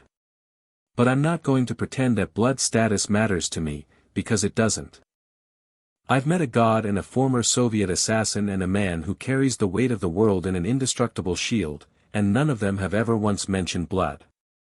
Crabbe and Goyle were watching this exchange with the expression of people watching a tennis match in a language they don't speak. Malfoy stared at Harry. His mouth opened slightly, then closed. I need to get to potions, Harry said. So do you. He walked past Malfoy and into the classroom. Ron was already at the bench. "What was that about?" he whispered. "I'm not sure yet," Harry said. "But I don't think he's decided." "Decided what?" "What he is." Harry set out his ingredients. "People don't always know yet. Sometimes it takes something to show them." Ron looked at him. "You're very weird," he said, in the best possible way. He found the mirror in November. The mirror of Ariste, tucked in an unused classroom on the third floor, which was where Fluffy was also located, which Harry had already determined was the location of whatever Dumbledore was protecting. He'd been careful about the third floor, not avoiding it, because avoiding it would be a choice based on restriction, and Harry didn't make choices based on restriction, but patient about it. Observing. Building the picture. The mirror was unexpected. He was alone. It was late, past curfew, and he'd been tracking something on the bracelet's magical density sensor, a minor reading he'd wanted to cross-reference, not urgent enough to alert Tony but interesting enough to follow at midnight when the corridors were clear. He stepped into the classroom and found the mirror. Ariste stra eru oit ube kafru oit onwosi. He read it. Decoded it immediately, the letters reversed, "I show not your face but your heart's desire." He stood before it. In the mirror, his parents were behind him. His mother's hand on his shoulder, his father beside her. And beside them, Tony, Natasha, Steve, Bruce, Clint, Wanda, Thor. All of them. Together. He stood and looked at it for a long time. Then he nodded, once, and walked away. He didn't come back. When he relayed the incident to Natasha the following evening, she asked what he'd seen. "Everything I already have," he said. "All of it, together." A long pause from her end of the narrowband channel. "Harry," she said. "I know," he said. "That's why I walked away. It wasn't showing me what I don't have. It just showed me what I'm fighting to keep." He heard her breathe. "The thing about the mirror," he said, "is that it only traps you if you think what you see is somewhere else. Somewhere you haven't reached yet." "And you don't think that," Natasha said. "No," Harry said. "I've already got it." In the Gryffindor dormitory, Newton the Owl settled on the bedpost and tucked his head under his wing. Downstairs in the common room, a fire burned. Outside, Scotland's November pressed cold against the castle walls. Harry Potter, who had been given everything and knew it, and who was about to make Hogwarts understand that it hadn't seen anything yet, lay on his back in the dark and planned. Chapter 5, The Dark Lord's Miscalculation. Voldemort had been watching Harry Potter for 4 years. Not directly, he was not yet capable of direct action, not in any sustained way, which was a fact that both enraged and focused him. He existed in the space between alive and dead, in the particular cold persistence of a will that had made itself too stubborn for death to fully claim. He inhabited Quirrell the way a fire inhabits wood, consuming, purposeful, aware that the resource was finite and the window for use was closing. He had watched the green gold signature on the magical detection grid expand and deepen and complicate itself year by year. He had watched it absorb new frequencies, chaos resonance, energy field manipulation, something that read like Asgardian battle magic filtered through a smaller and more precise instrument. He had watched what should have been a manageable prophetic opponent become something the detection grid had no category for. He was not afraid. He was, however, recalculating. The original plan had been elegant in its simplicity. The stone sat beneath Hogwarts. He needed a body. Quirrell was already compromised, already his, he needed only to reach the stone before Dumbledore's security could prevent it, and then the question of Harry Potter, prophecy and all, could be resolved before the boy had any meaningful power to deploy. But the boy had been building for 7 years in a house full of the world's most dangerous people, and the timeline had moved. He is more prepared than anticipated, Voldemort thought, in the particular cold stillness of his shared consciousness with Quirrell, who was asleep on the stone floor of his Hogwarts office while Voldemort used the quiet hours to think. The question is not whether he is strong. The question is whether he is wise enough to be cautious. And if not, then Harry Potter's own confidence was the lever. Voldemort settled on his plan in the dark, while his host slept, and the night outside carried snow. Harry noticed the shift in Quirrell 3 days before the end of term. He was paying attention to Quirrell in the way Natasha had taught him to pay attention to things that were behaving inconsistently, not dramatically, not with obvious surveillance, just the kind of ambient awareness that filed data without calling attention to itself. The stutter had been resolving. Not dramatically, Quirrell was too careful for drama, but the patterns were smoothing, the pauses tightening, the performance requiring slightly less effort. Whatever was animating the man was becoming more confident. Harry was in the Great Hall for breakfast when he felt something else. A pressure at the edge of his awareness, subtle, directed, like something pressing its eye to a keyhole. He'd felt this before, distantly, in a reading that Shacklebolt's monitoring team had flagged. The dark mass in Scotland. But this was closer. Much closer. He sent a message through the bracelet to Tony. The reply came in 40 seconds, which meant Tony had been awake already. Flagged. Wanda confirms the signature. Quirrell is the source. He's in the building. Then, don't move on him alone. Then, 30 seconds after that, I'm already on the jet. Steve is driving. Don't do anything drastic. Then, define drastic before you answer that. Harry sent back, understood. Also, I think he's going for the stone tonight. A pause longer than Tony's usual response time. Then, how do you know? Harry looked across the great hall at Quirrell, who was eating breakfast with the careful mechanical regularity of a man performing a routine he no longer fully needed. He's tying up loose ends, Harry sent. His behavior has changed. He's not probing anymore. He's ready. ETA 2 hours. Keep eyes on him. Don't engage without backup. I know. Harry. I know, Tony. He put his toast down and looked at Ron across the table. I need to tell you something, he said. Ron looked up from an enormous bowl of porridge. That sounds like a something is happening voice. Something is happening, Harry said. He told Ron what he knew, not everything, not the full operational picture, because information management was real and Ron didn't have the context to process all of it usefully, but the shape of it. Quirrell. The stone. Tonight. Ron's face went through several phases, arriving at determination. What do we do? We wait for backup, Harry said. And we watch. That's very controlled of you, Ron said. I've been trained by a woman who once waited 36 hours in a ventilation shaft, Harry said. I understand patience. That's terrifying. She's terrifying, Harry said, with complete warmth. The castle moved differently at night. Harry knew Hogwarts at night the way he'd learned the compound at night, by inhabiting it, by being in it past the hours when most people were present, by developing a feel for its rhythms and the particular way it announced anomalies. Hogwarts was old enough that it did this consciously, in its way. The staircases shifted differently when something was wrong. The torches burned lower in certain corridors when the wards were stressed. The portraits whispered. He left Gryffindor Tower at 11 p.m. Ron was behind him, visible only because Harry knew where he was. Ron moved quietly when he tried, which was not always, but tonight he was trying.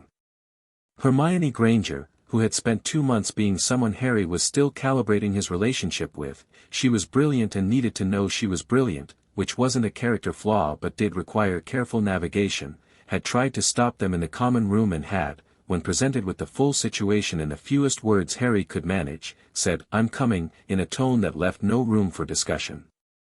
They were 3 11-year-olds moving through Hogwarts at midnight. In any rational assessment, this was exactly what Tony had told him not to do. However, Tony was 2 hours out. The magical signature from the bracelet showed Quirrell moving, had been moving for 40 minutes, heading down. Harry had tracked him through 3 floors. He was past the point of interception without going after him. Harry had sent Tony a message, "He's moving. I'm following to observe. Not engaging." Tony's reply, "Define not engaging." "Harry, I will not start a fight." Tony, "That's not the same thing." "Harry, I know." He could feel Tony's frustration through the bracelet. He'd gotten attuned to the monitoring system's feedback in a way Tony hadn't quite anticipated, the faint warmth becoming readable, textured, different depending on the signal coming through. Right now it was hot, which meant Tony was either running the suit's heat systems or deeply agitated. Probably both. The trapdoor on the third floor was open. Harry looked at it. He looked at Ron and Hermione. He looked at the open trapdoor through which Quirrell had gone at least 20 minutes ago. He thought about Steve, who always said, "Gather the full picture before you move." He thought about Natasha, who always said, "The right time is never when you're reacting." He thought about Tony, who always said, "I'll know where you are," which was about reassurance but also about accountability. He pressed the middle link on the bracelet. Location and vitals sent. He held it for 3 seconds. Emergency signal, followed immediately by a second message through the narrowband channel, 3rd floor. Trapdoor. Going in. 2 hours is too long. Tony's reply was instantaneous and contained language that Harry decided to file away for future reference. Then, "We're going faster. Keep the channel open." Harry went through the trapdoor. The chambers beneath Hogwarts were Dumbledore's work and several others, each one a puzzle, a barrier, a test of a specific skill. Harry moved through them with Ron and Hermione in a way that was faster than it should have been, because the puzzles were designed for a student with one area of expertise and Harry had been trained across several simultaneously. The Devil's Snare responded to his magic before Hermione could finish the botanical analysis. He simply told it to let go, the way he'd talked to the turret code, the way he'd learned to communicate with the underlying structure of things, and it released with a sound like something unhappy but not resistive. The keys were a spatial problem. He mapped the pattern in 4 seconds. Tony had spent 3 months teaching him flight path logic when he was 9, and plucked the right one without the broom, reaching out and pulling it to him with the telekinesis while Ron stared and Hermione said, "How?" and Harry said, "Later." The chess set was Ron's. Harry watched him command it and felt something clear and genuine. Ron Weasley was someone you wanted beside you, not because he was powerful, but because he was completely committed, because when it came down to it he put himself in the path of the problem without hesitation and with real understanding of what he was doing. "You don't have to," Harry said. "Oh, shut up," Ron said affectionately, and moved himself into the path of the White Queen. The troll in the next chamber was unconscious already, Quirrell's work, which told Harry the man hadn't been cautious about concealment tonight. He was moving fast. Confident. The window was closing. The potion chamber was Snape's. Harry read the logic table in the time it took Hermione to finish exclaiming about how there was no magic to solve it, picked the correct bottle, and gave the second correct one to Hermione for the way back. "Go back," he said. "Get Ron, get out of the castle, and send the signal to Steve." He'd shown Ron the emergency contact protocol 2 weeks ago, in a quiet moment of this might matter preparation. "Tell them everything." "Harry," Hermione started. "I'm not going to fight him," Harry said. "I'm going to stall. I'm 2 hours from backup and I need him not to get the stone. I can do that without fighting." He looked at her steadily. She was the smartest person in his year by academic measure, and her instinct was that intelligence should be able to solve everything, and sometimes the world required her to trust someone else's capabilities instead of applying her own. She was learning this. She went. Harry went through the final door. The mirror of Eriste stood in the last chamber. Quirrell stood before it, and his hands were moving, gesturing, incanting, trying to puzzle out how to extract the stone from the mirror's logic. The turban was unwound. The back of his head was visible, the face there, pressed into the flesh at the back of Quirrell's skull, was pale and barely present but unmistakably aware. The face turned toward Harry. Red eyes. The color of old blood. The particular quality of intelligence that comes from centuries of absolute focus on a single consuming goal. Harry Potter, Voldemort said, through Quirrell's mouth, through the face in the back of his head. His voice was the sound of rooms with no heat and no light, of the particular silence that comes after something irrevocable. You are earlier than I expected. I had good information, Harry said. He stayed by the door. His wand was in his hand. The bracelet was warm with continuous monitoring. He could feel Tony's signal at the edge of his awareness, still coming, every second closing distance. You should not be here, Voldemort said. You are 11 years old. I've been told, Harry said. I tend to be where the problem is regardless. Admirable, Voldemort said, with a quality that might have been genuine. And you are not afraid. No. That is either wisdom or foolishness. The line between them is thinner than people believe. I know which this is, Harry said. Quirrell had turned. He was looking at Harry with his own eyes, blank, glassy, a man reduced to machinery, and with Voldemort's red ones on the back of his head, and the double perspective was grotesque in a way that Harry filed and did not react to. You know what I want, Voldemort said. The stone, Harry said.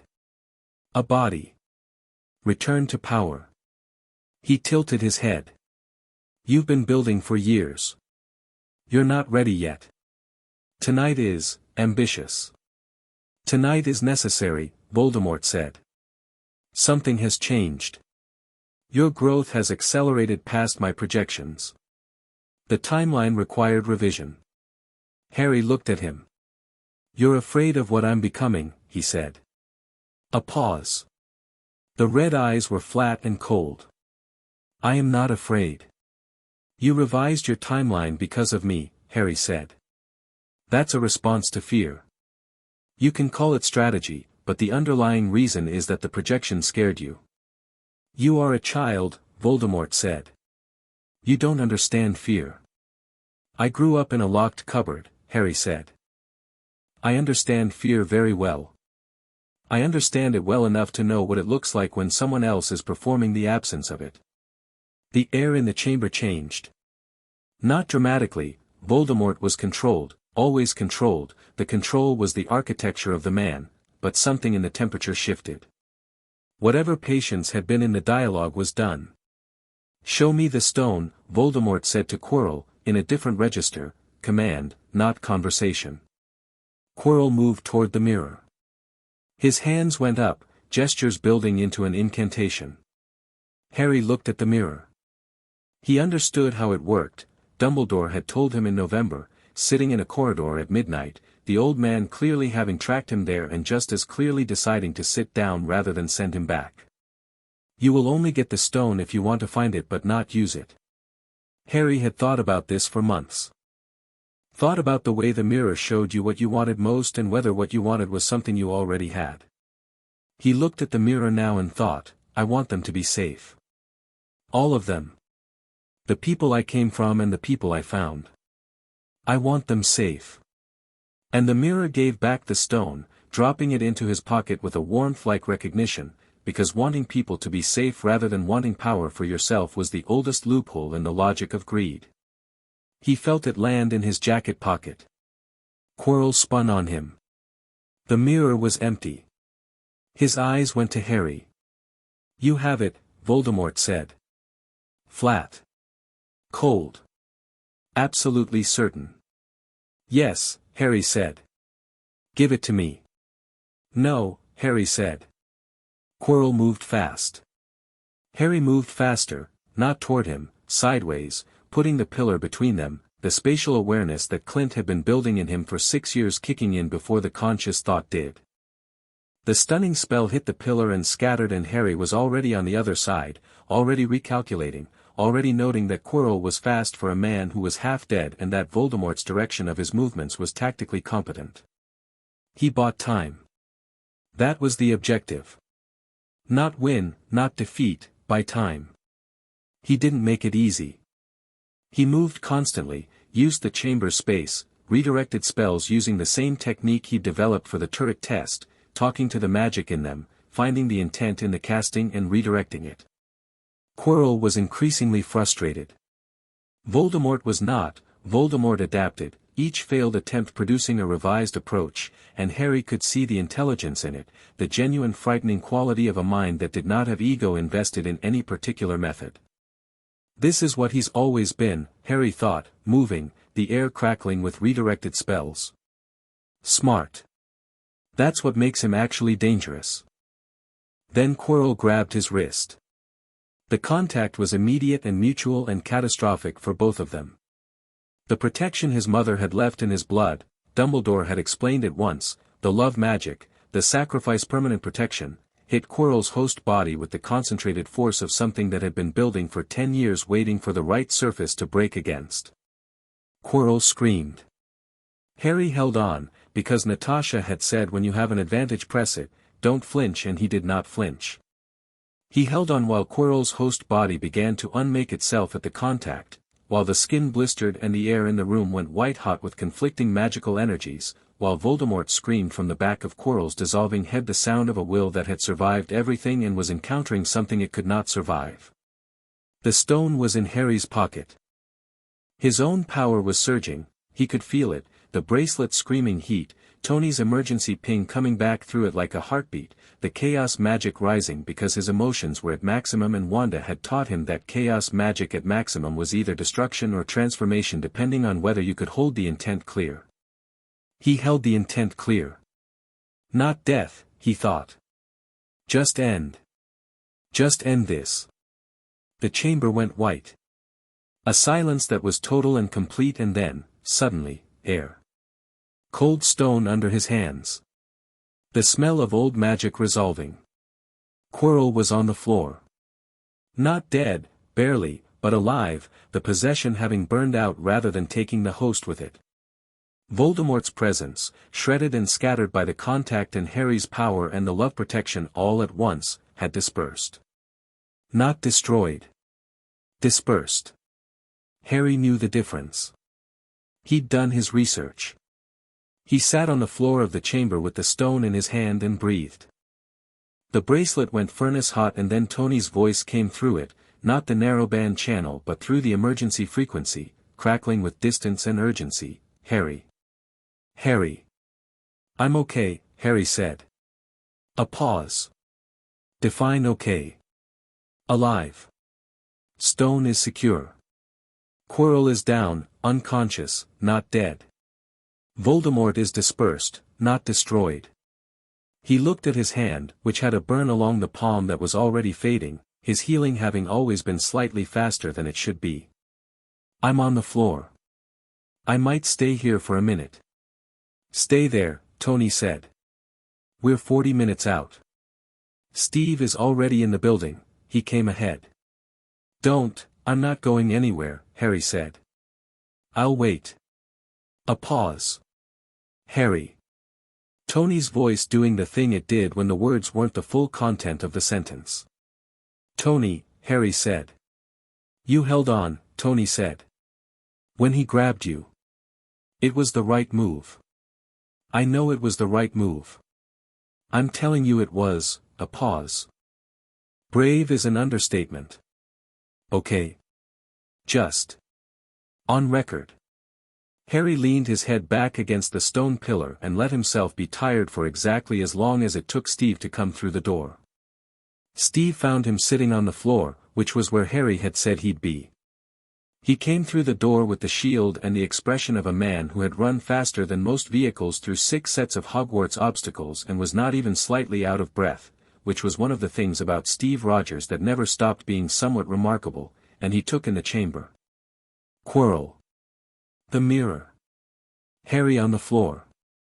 He crossed to Harry, crouched down, and put one hand on his shoulder. Harry looked up at him. You waited, Steve said. I stalled, Harry corrected. There's a difference. I went in to buy time, not to fight. But then you fought. He grabbed me. I pressed the advantage. Harry met Steve's eyes. That's what you'd have done. Steve looked at him for a long moment. Then he sat down on the floor next to Harry, which was not a thing Steve Rogers usually did. He stood, assessed, acted, but tonight he sat. "He's not gone," Harry said. "No. He'll come back. More prepared." This scared him. "He'll adapt." "I know," Steve said. "We need Dumbledore's full intelligence now. Everything. No more managed disclosure." Harry looked at the unconscious Quirrell. "He accelerated his timeline because of me. That means I changed the variable. But I also moved faster than he expected, which means I burned part of his preparation. He'll rebuild." A pause. "But we have information from tonight that we didn't have before." "What information?" "He can be hurt by the protection," Harry said. "My mother's sacrifice. The love magic. He doesn't have a counter for it because it's not a spell, it's a condition. It's permanent. And it interacts with my power in a way that," he stopped, recalling the white flash, the total dispersal. "I need Wanda to help me understand what happened. What my power did to his." "We'll work through it," Steve said. They sat in the chamber while somewhere above them the castle was waking, alarms being raised, Dumbledore's name being called. The stone was in Harry's hand, a small, red, unassuming thing, and he held it out to Steve. "Someone should have this who won't use it," Harry said. Steve took it. Looked at it. "Dumbledore," he said. "Dumbledore," Harry agreed. "He can destroy it. That's what needs to happen. It can't keep being a target." Steve pocketed it. "You know you could have used it," he said. "For what?" Harry said. Steve looked at him. "I don't need it," Harry said simply. "I have what I need." Dumbledore came to the hospital wing the next morning. Harry was in a bed, not because he was seriously injured, but because Madame Pomfrey operated on a policy of absolute authority once you crossed the threshold of her domain, and arguing with Madame Pomfrey was a category of activity Harry had determined was not worth the investment. He had a burn on his palm that she treated. He had fatigue that she'd addressed with something that tasted like warm butterscotch and had the effect of 8 hours of sleep delivered in 20 minutes. He had Ron on one side asking questions and Hermione on the other side already reading about the properties of Philosopher's Stones, which was, Harry thought, exactly correct behavior for both of them. Tony arrived 40 minutes after Steve, the suit landing in the Hogwarts courtyard with an authority that suggested Tony had decided that Hogwarts' opinions about Iron Man in their courtyard were not currently his problem. He'd walked through the castle still in pieces of the suit, not because he needed them but because he hadn't stopped to remove them, and Madame Pomfrey had looked at him and at the arc reactor in his chest and made a medical assessment without flinching. He sat beside Harry's bed and didn't say anything for a while. This was very unusual. "Tony," Harry said. "Give me a minute," Tony said. Harry gave him a minute. The minute passed. Tony looked at him. "Next time," Tony said. "I know," Harry said. "I should have waited." "You had reasons," Tony said. "Your reasons weren't wrong. But we need a better protocol for when you have correct reasons and it's still dangerous, because I can't." He stopped. His jaw moved. "Friday was reading your vitals in real time. During the contact.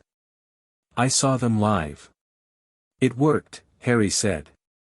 "It worked and it was the right call and I watched your heart rate do things that." Tony stopped again. He looked at the ceiling, which was what Tony did when he was having feelings he hadn't authorized. "I've got better armor for you. At the compound. I've been working on it. It's not full suit, nothing that obvious, but woven into clothing, protective, energy responsive. It'll dampen impacts." "Okay," Harry said. "Don't say okay like that." "Like what?" "Like you're agreeing to be reasonable." "I know that voice, it's the voice of someone who will be reasonable until the moment they decide not to be." Harry looked at him. "I held on when he grabbed me," he said. "Because you told me to press advantages. You and Natasha and Steve and all of you, you've been telling me for 7 years that when you're right, you commit. So I committed. Tony was quiet. I'm not sorry I went in, Harry said. I'm sorry I didn't buy more time before the contact. He paused. He's smart, Tony. Genuinely smart. Not powerful and stupid. Strategic and smart. I know, Tony said. He's going to be better next time. So are we, Tony said. We have information now.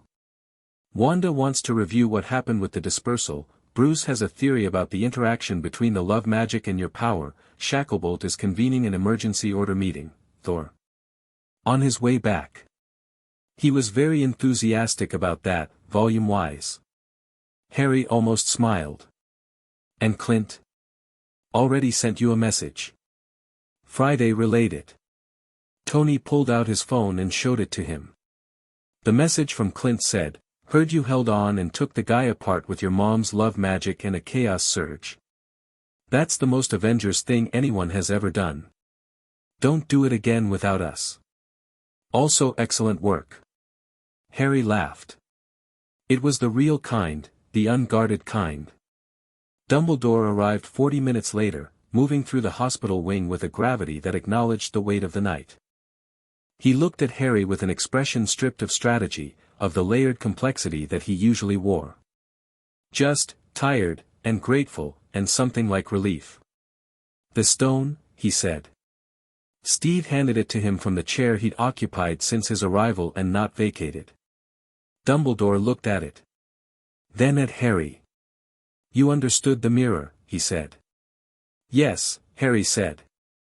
I had wondered, Dumbledore said, whether explaining it to you in November was wise. Whether it gave you information that bypassed the mirror's design. It didn't, Harry said. Knowing the mechanism doesn't change what you want. You either want to use it or you don't. Dumbledore looked at him. And you don't. I have enough, Harry said. I don't need more. I need the people I have to be safe. A silence. He is not destroyed, Dumbledore said. I know, Harry said. The Horcruxes, we need to talk about those, Tony said. His voice was controlled. All of them. Everything you know. We've been patient about the information sharing and that patience is over. He came for my kid in a castle full of children and I want the full picture of how we end this. Dumbledore looked at Tony Stark, who looked back at him with the absolute flat certainty of someone who had just spent 40 minutes reading his child's live vitals during a magical crisis and had decided that all forms of patience were cancelled. Yes, Dumbledore said quietly. You're right. It's time. He looked at Harry. There are 7. 7 Horcruxes, or there were. I have found and destroyed one already. The locket, the cup, the diadem, he listed them. Harry was already memorizing, already mapping them against Shacklebolt's intelligence, already cross-referencing. There is one I am less certain about.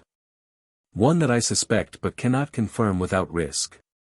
He was looking at Harry when he said it, and the way he was looking at him had a quality that Harry filed and did not yet open. Too much else in the day. He'd come back to that look. We'll work through them, Steve said. One at a time. The right way. Together, Harry said. They all looked at him. Together, he said again. All of us. Dumbledore included, with full disclosure. No separate tracks. He looked at Dumbledore. You don't manage me. You work with us. That's the only version of this I'm willing to do. Dumbledore sat in the chair beside the bed and folded his long hands and looked at the Philosopher's Stone. Then at the assembled Avengers. Then at Harry. Agreed, he said. Completely and without reservation. Agreed. The end of term was 2 weeks of rebuilding. The school knew something had happened. You couldn't have Iron Man land in the courtyard without the school knowing something had happened, and the story that circulated through Hogwarts was an approximation of the truth, cleaned at the edges, focused on the minimum. Quirrell was gone. The third floor was reopened. Dumbledore addressed the Great Hall with the particular combination of honesty and restraint that he deployed when honesty was necessary and details were not. Harry's first-year cohort responded to him differently after. Not with fear, he was careful to read the distinction, but with a recalibrated awareness of who he was and what that meant. Ron's respect had a new quality in it, the kind that comes from watching someone you respect do something that confirms what you already knew. Hermione's had a different shape. She'd processed what he'd done in the chamber and had asked him 3 very precise technical questions about the redirection technique, and Harry had answered them all, and she'd gone away and come back an hour later saying she thought she understood the underlying principle, and Harry had said yes, and they'd had a 40-minute conversation about magical intent physics that had ended with both of them learning something. Malfoy had said nothing. He'd looked at Harry across the Great Hall with an expression that was hard to categorize and then looked away, and when Harry passed him in the corridor the day before term ended, Malfoy had hesitated and then said, quietly, so no one around them could hear, "You didn't use the stone." "No," Harry said. "You could have." "I know." "Why not?" Harry looked at him. "Because having more power isn't the point," he said. "Making sure the right people are safe is the point." He paused. "Your father is going to try to get involved in what's coming. He was Voldemort's before. He'll be positioned to be again." Malfoy went slightly pale. "I'm telling you because you should know," Harry said. "Not as a threat. Just because knowing is better than not knowing." He looked at him steadily. "You're going to have to decide what you are, Draco. Not your father. You." He walked away. Behind him, Malfoy stood in the corridor and said nothing, and the nothing had a quality to it. On the train back, Harry sat with Ron and Hermione and looked out at Scotland becoming England and thought about the Horcruxes. 7, or had been. The locket. The cup. The diadem. The ring. The diary, that one had been destroyed already, Dumbledore said. Which left the snake, almost certainly a Horcrux, and the 7th one, the uncertain one, the one Dumbledore had been looking at him for. He thought about what Wanda had told him about chaos magic, that it showed you what was real even when you didn't want to see it. He thought about the look in Dumbledore's eyes. He thought about the night his parents died and the spell that had rebounded, and what that rebound might have done, and what it might have lodged. He felt along the edges of his own power, the way you feel a room in the dark. There was something there. Something old. Something that wasn't entirely his. He sat with that knowledge, quietly, without flinching, while the train moved south and Ron fell asleep mid-sentence and Hermione turned pages and Newton the Owl watched him from his cage with golden, knowing eyes. He'd need to tell Tony. He'd need to tell Wanda. He'd need to sit with Dumbledore and Bruce and all of them and unfold what he suspected and let them look at it together. But first he needed to understand it himself. The full shape of it. What it meant and what it didn't. Whether it was what he thought it was. He looked at his reflection in the train window. The green eyes behind the contacts. The scar on his forehead. The bracelet on his wrist, warm with Tony's continuous background monitoring. You might be a Horcrux, he thought, at himself. More actions. Right, the next chapter now. Chapter 6, Unstoppable. 3 years was enough time to find 4 Horcruxes. It was not enough time to make it easy.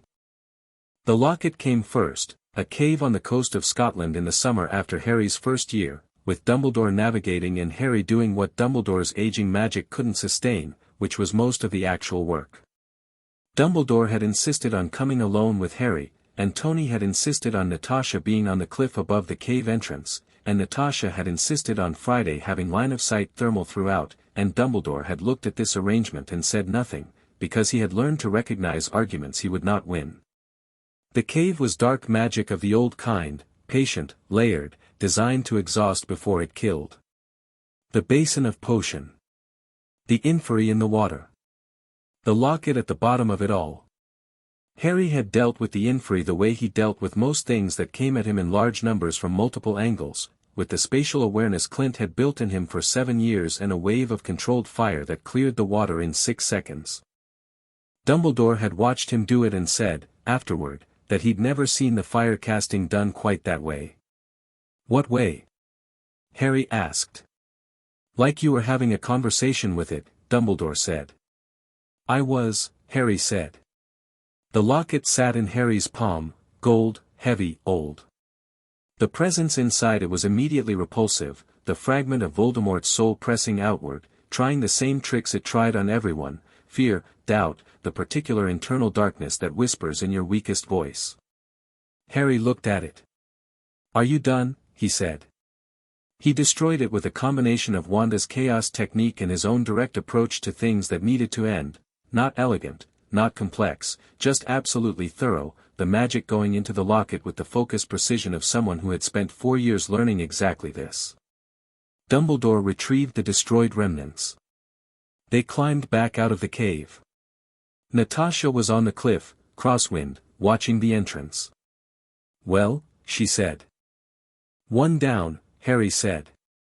The cup was in Gringotts. This one required planning, and the planning was Tony's. 3 weeks of preparation, a team of 5, a strategy that involved Hermione's Polyjuice work, Shacklebolt's ministry access, Griphook's very specifically negotiated cooperation, and a getaway plan that Tony described as aggressively improvisational, and which involved the cloaked Quinjet and a dragon. Harry was 14. He rode the dragon out of Gringotts with Ron holding the back of his robes and Hermione doing something technically extraordinary with a protean charm on the Gringotts wards and Tony in the Quinjet coordinating extraction with the patience of a man who had planned for 11 separate failure modes and was watching them hit mode 7 without losing composure. "Mode 8, Tony said in his earpiece. "I know," Harry said, from the back of the dragon. "The wards are cycling. If Hermione can't, she can," Harry said. "Give her 20 seconds. 18 seconds later the wards dropped.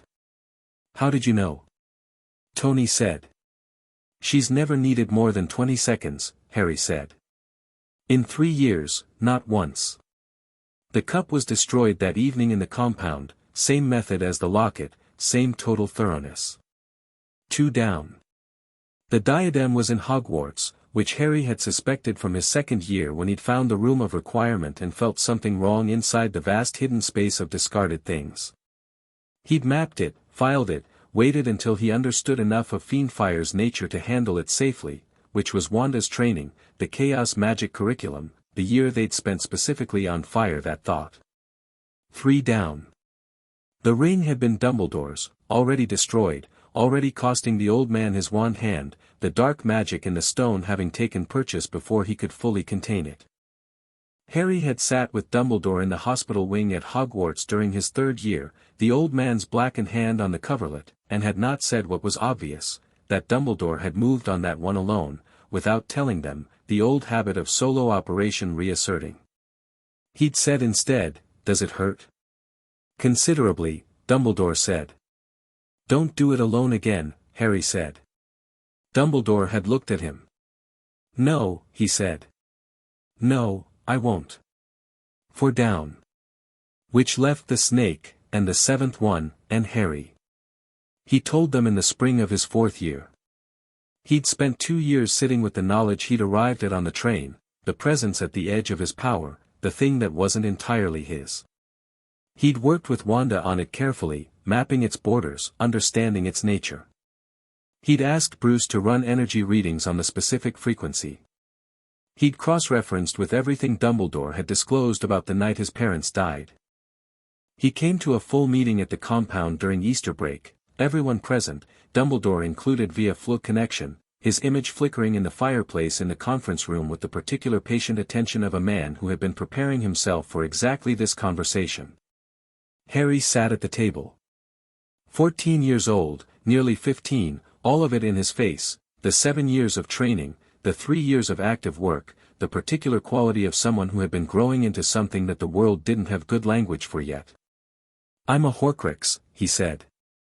The room received this differently per person. Tony didn't move for 3 seconds, which was the longest Tony had ever been physically still. Then he said, "Walk me through the reasoning." Harry did. All of it. The energy signature, Wanda's mapping, Bruce's readings, the theoretical framework, the precedent in Dumbledore's own research. He laid it out the way Tony had taught him to present technical findings, clear, sequential, with the evidence before the conclusion, and the conclusion clearly separated from interpretation. When he finished, the room was quiet. "If I'm right," Harry said, "then Voldemort can't be permanently destroyed while I'm alive." More silence. "Unless," Wanda said. She was looking at him with the dark eyes that had seen things that most people hadn't. "Unless the fragment can be removed without killing you." "Is that possible?" Steve said. "It depends on what it's attached to," Wanda said. She looked at Harry. "We've been working on this together for 2 years. The thing at the edge of your power." "Yes," Harry said. "It's not integrated," she said. "It's sitting in you the way a splinter sits in skin. It went in by accident.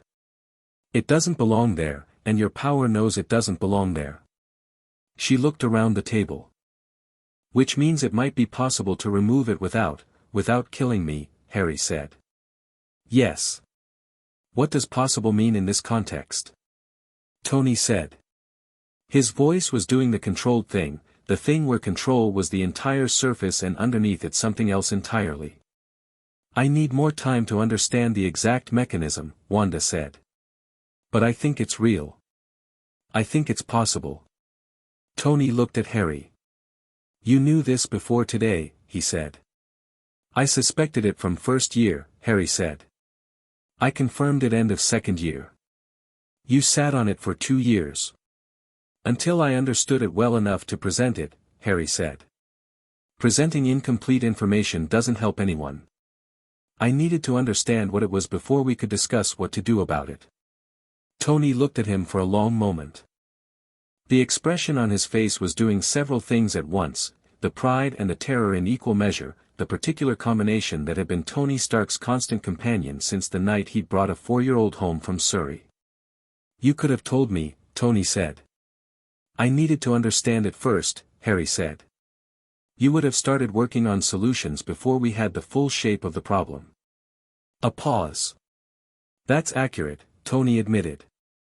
"I know," Harry said. Dumbledore, from the fireplace, spoke quietly. "When I realized, the same conclusion I reached, somewhat later than you," he paused.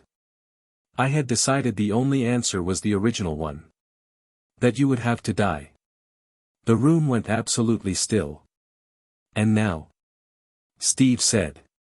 "Not with heat. Just asking." "Now," Dumbledore said, "I have spent a year watching Wanda Maximoff map something I thought was impossible, and listening to Bruce Banner's theoretical framework, and seeing what Tony Stark's technology has revealed about the energy signature, and I think," he stopped. The blue eyes were wet, which Harry had never seen before. "I think I was wrong. Again. I think there is another way." Harry looked at the fireplace. At Dumbledore's image. At the old man who had made terrible choices for ostensibly good reasons and who was still, slowly, expensively, learning better ones. "Then let's find it," Harry said. They found it in 6 months. The process was the most complex thing any of them had attempted, a combination of Wanda's chaos magic, Bruce's energy theory, Tony's precision technology, and Harry's own complete cooperation, which was the essential variable. The soul fragment could not be removed against the host's resistance. It required the host to understand it, map it, and consent to the removal, to draw a line between what was theirs and what wasn't, and hold that line while Wanda reached in and pulled. Harry spent 6 months learning his own interior architecture the way he'd learned the compound's corridors at age 4. Deliberately, systematically, without flinching. On a Tuesday in March, 6 months after his 15th birthday, Harry lay on a modified medical platform in the compound's lab, Tony's monitoring equipment running full spectrum, Bruce at the data console, Steve and Natasha in the room because they were always in the room for things that mattered, and Wanda sitting beside him with her hands above his chest, the red of her chaos magic steady and present. "Ready?" she said. Yes, he said. Tell me when you can feel the border.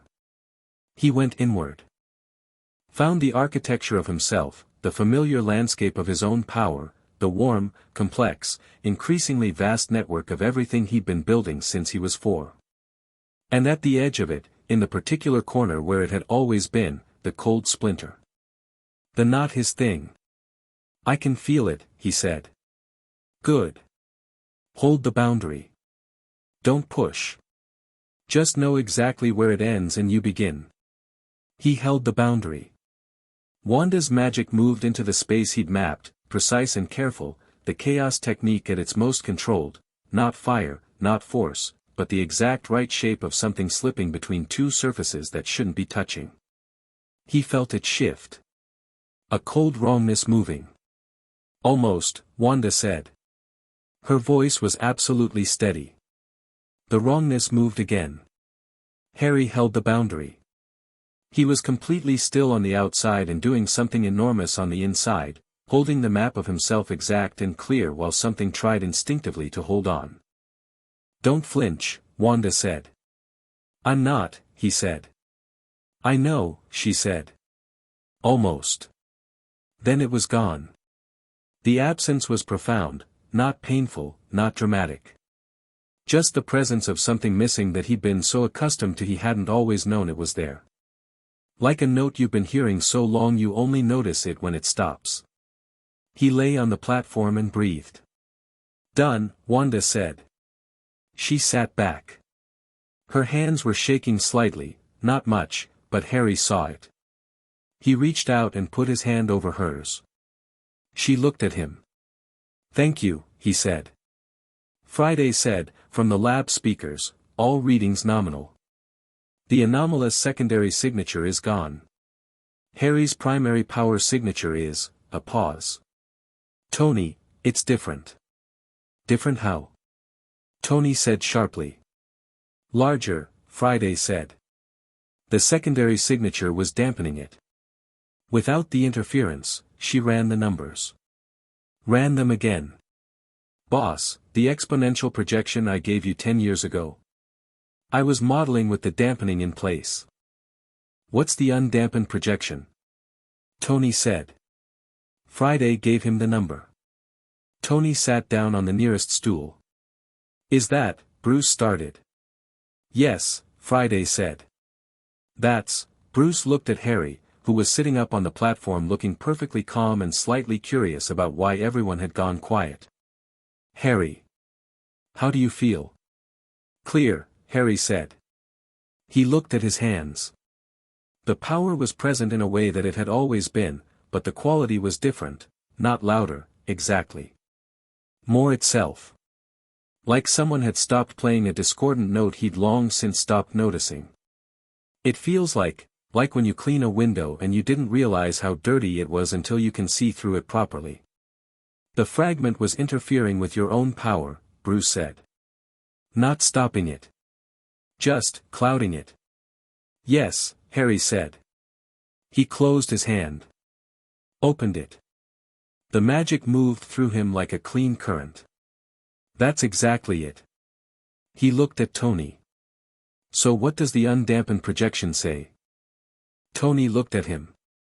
The expression was one Harry had seen exactly 3 times before, the first time Tony had seen the pen levitate in the lab, the day Friday had said exponential instead of linear, and the day Harry had talked to the turret code. It says, Tony said, that we should probably start thinking about the final fight. Voldemort chose Hogwarts. They had known he would. Shacklebolt's intelligence had been tracking the build-up for 2 years, the growing army, the consolidated power, the ministry falling from within despite every effort to hold it. Voldemort was not operating on fear this time. He had bodies, he had Death Eaters, he had creatures and dark magic and the accumulated resources of a mind that had been rebuilding with full knowledge of what it was up against. He was not underestimating Harry this time. He had a counter for the love protection, he'd researched it, found the theoretical boundary of it, understood that it required willing sacrifice to trigger and built his strategy around preventing the conditions for it. He had numbers. He had magical firepower that rivaled the orders at every position. What he didn't have a counter for was the Avengers. The battle began at midnight. The castle walls held for the first hour, the Hogwarts wards, reinforced over 3 years by Harry's own ambient power bleeding into the stones, were something Voldemort had not fully accounted for, built as they were on 1,000 years of old magic and 3 years of something the castle had not experienced in its history. Death Eaters hit the outer wards and found them elastic in a way that stone and enchantment normally weren't, bending where they should have broken, redirecting force with an intelligence that was only possible in wards that had been grown rather than constructed.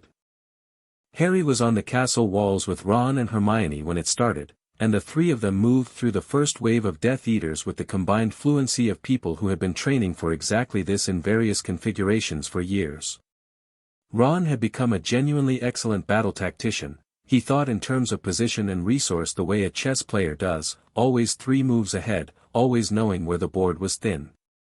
Hermione had a breadth of spell knowledge and improvisational speed that made her extraordinarily effective in fluid conditions, and she and Harry had developed a working partnership where her knowledge and his power combination locked into something that was consistently more than the sum.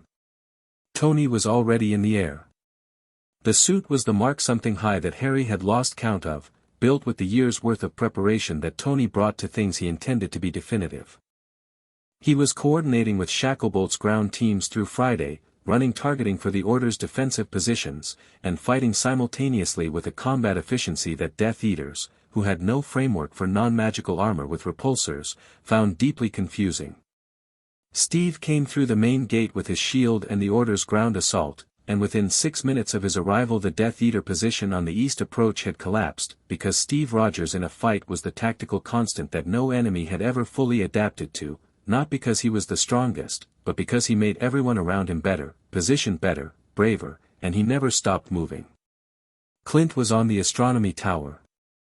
He'd been there for 40 minutes before the battle started. Natasha was everywhere and nowhere, which was the only way to describe it. She appeared where Death Eaters were and wasn't where they expected her, and the combination of her presence and her absence was more strategically disruptive than most people's full commitment. Thor arrived from the sky at 12:40, the Bifrost depositing him directly into the center of the Death Eater assault on the castle's north approach, and the lightning that came with him was not Thor's personal weapon or even primarily Mjolnir's. It was the genuine product of a storm that he'd been directing from above the castle for 20 minutes, building it slow, building it specific.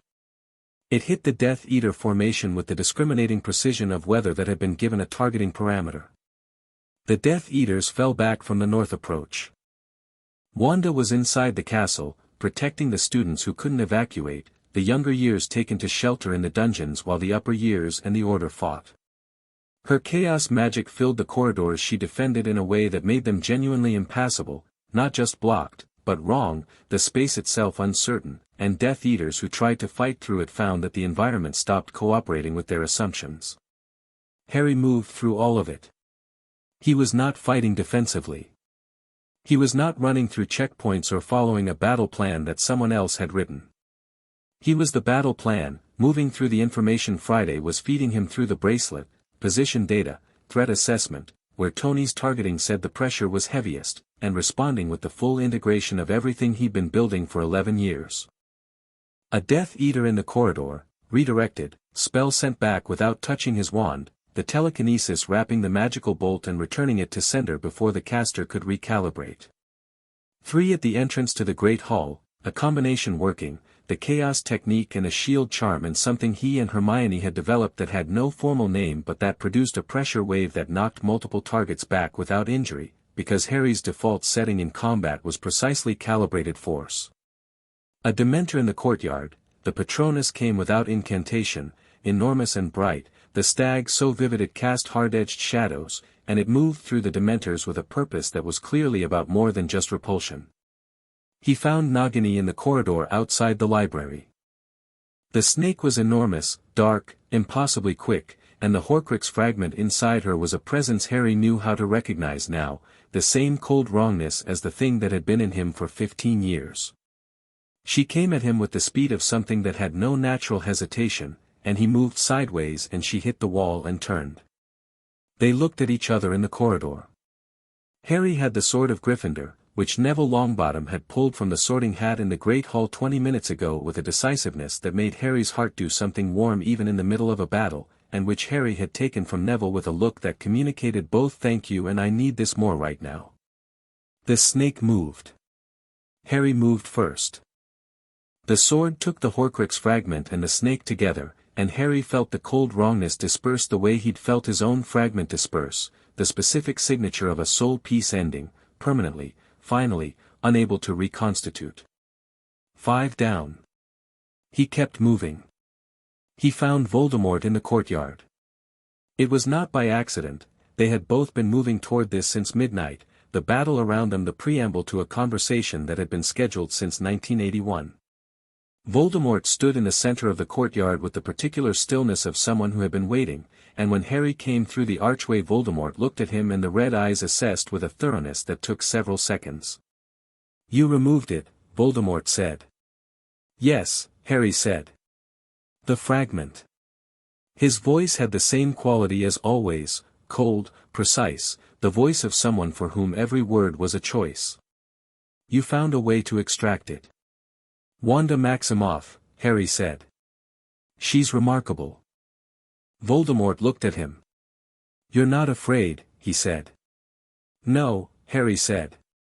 "We've established this." "The last time you said that to me you were 11 years old and telling the truth," Voldemort said. "You're telling the truth now." "I find that," a pause. "You are genuinely not afraid of me."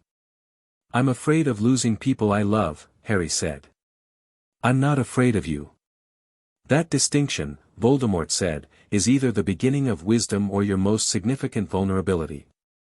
"It's both," Harry said. "And I've made my peace with that."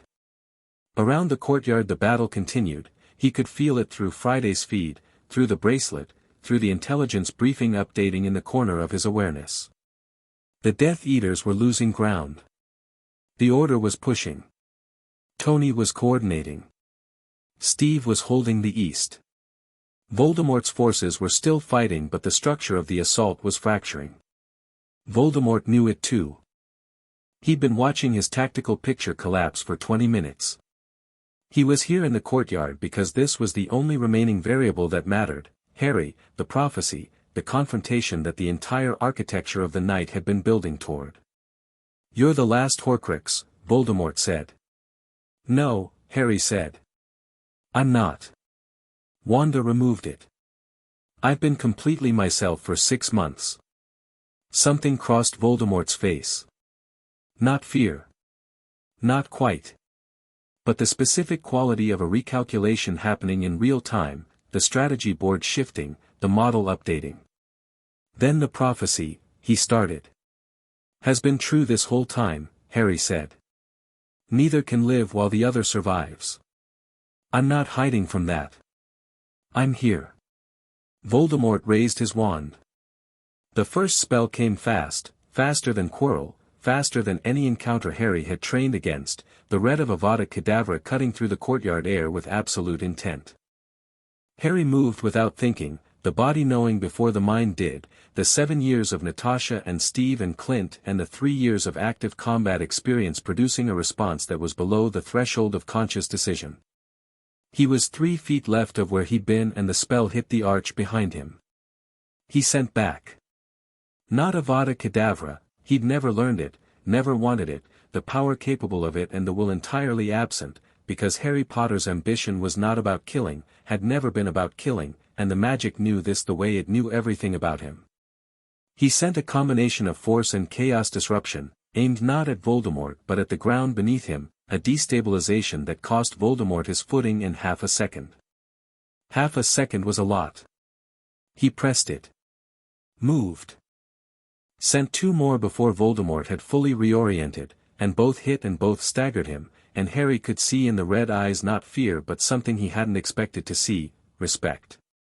The genuine recalibration of an opponent who had arrived with a model and found the model inadequate. Voldemort came back hard.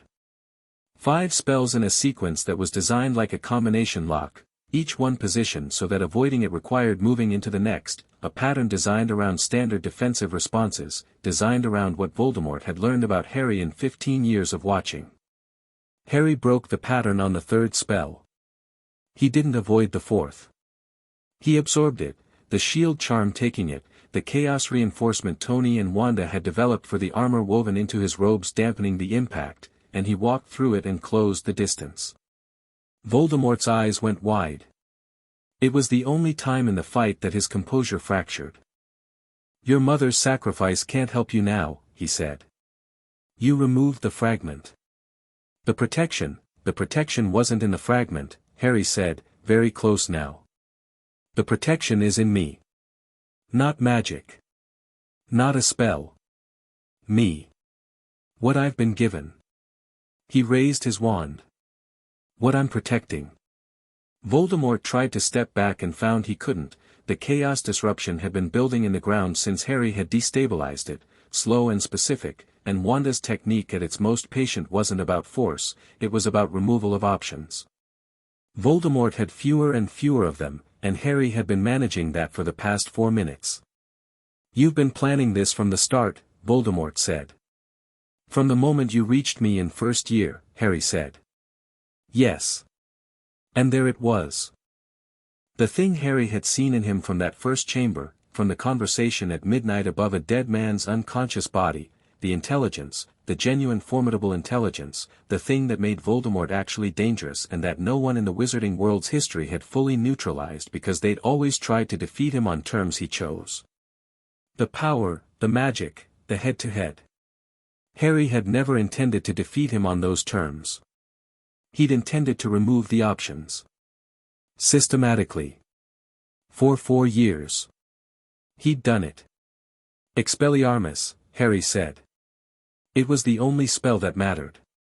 Not for the power of it, Voldemort's wand came out of his hand with a force that cracked the air, yes, but Expelliarmus was not about power, had never been about power, was about the statement it made. The refusal to answer killing with killing. The insistence that victory didn't require becoming the thing you were fighting. Steve had taught him that. Not as a tactic, as a truth. The wand went up and came down in Harry's free hand and Voldemort, disarmed, was nothing.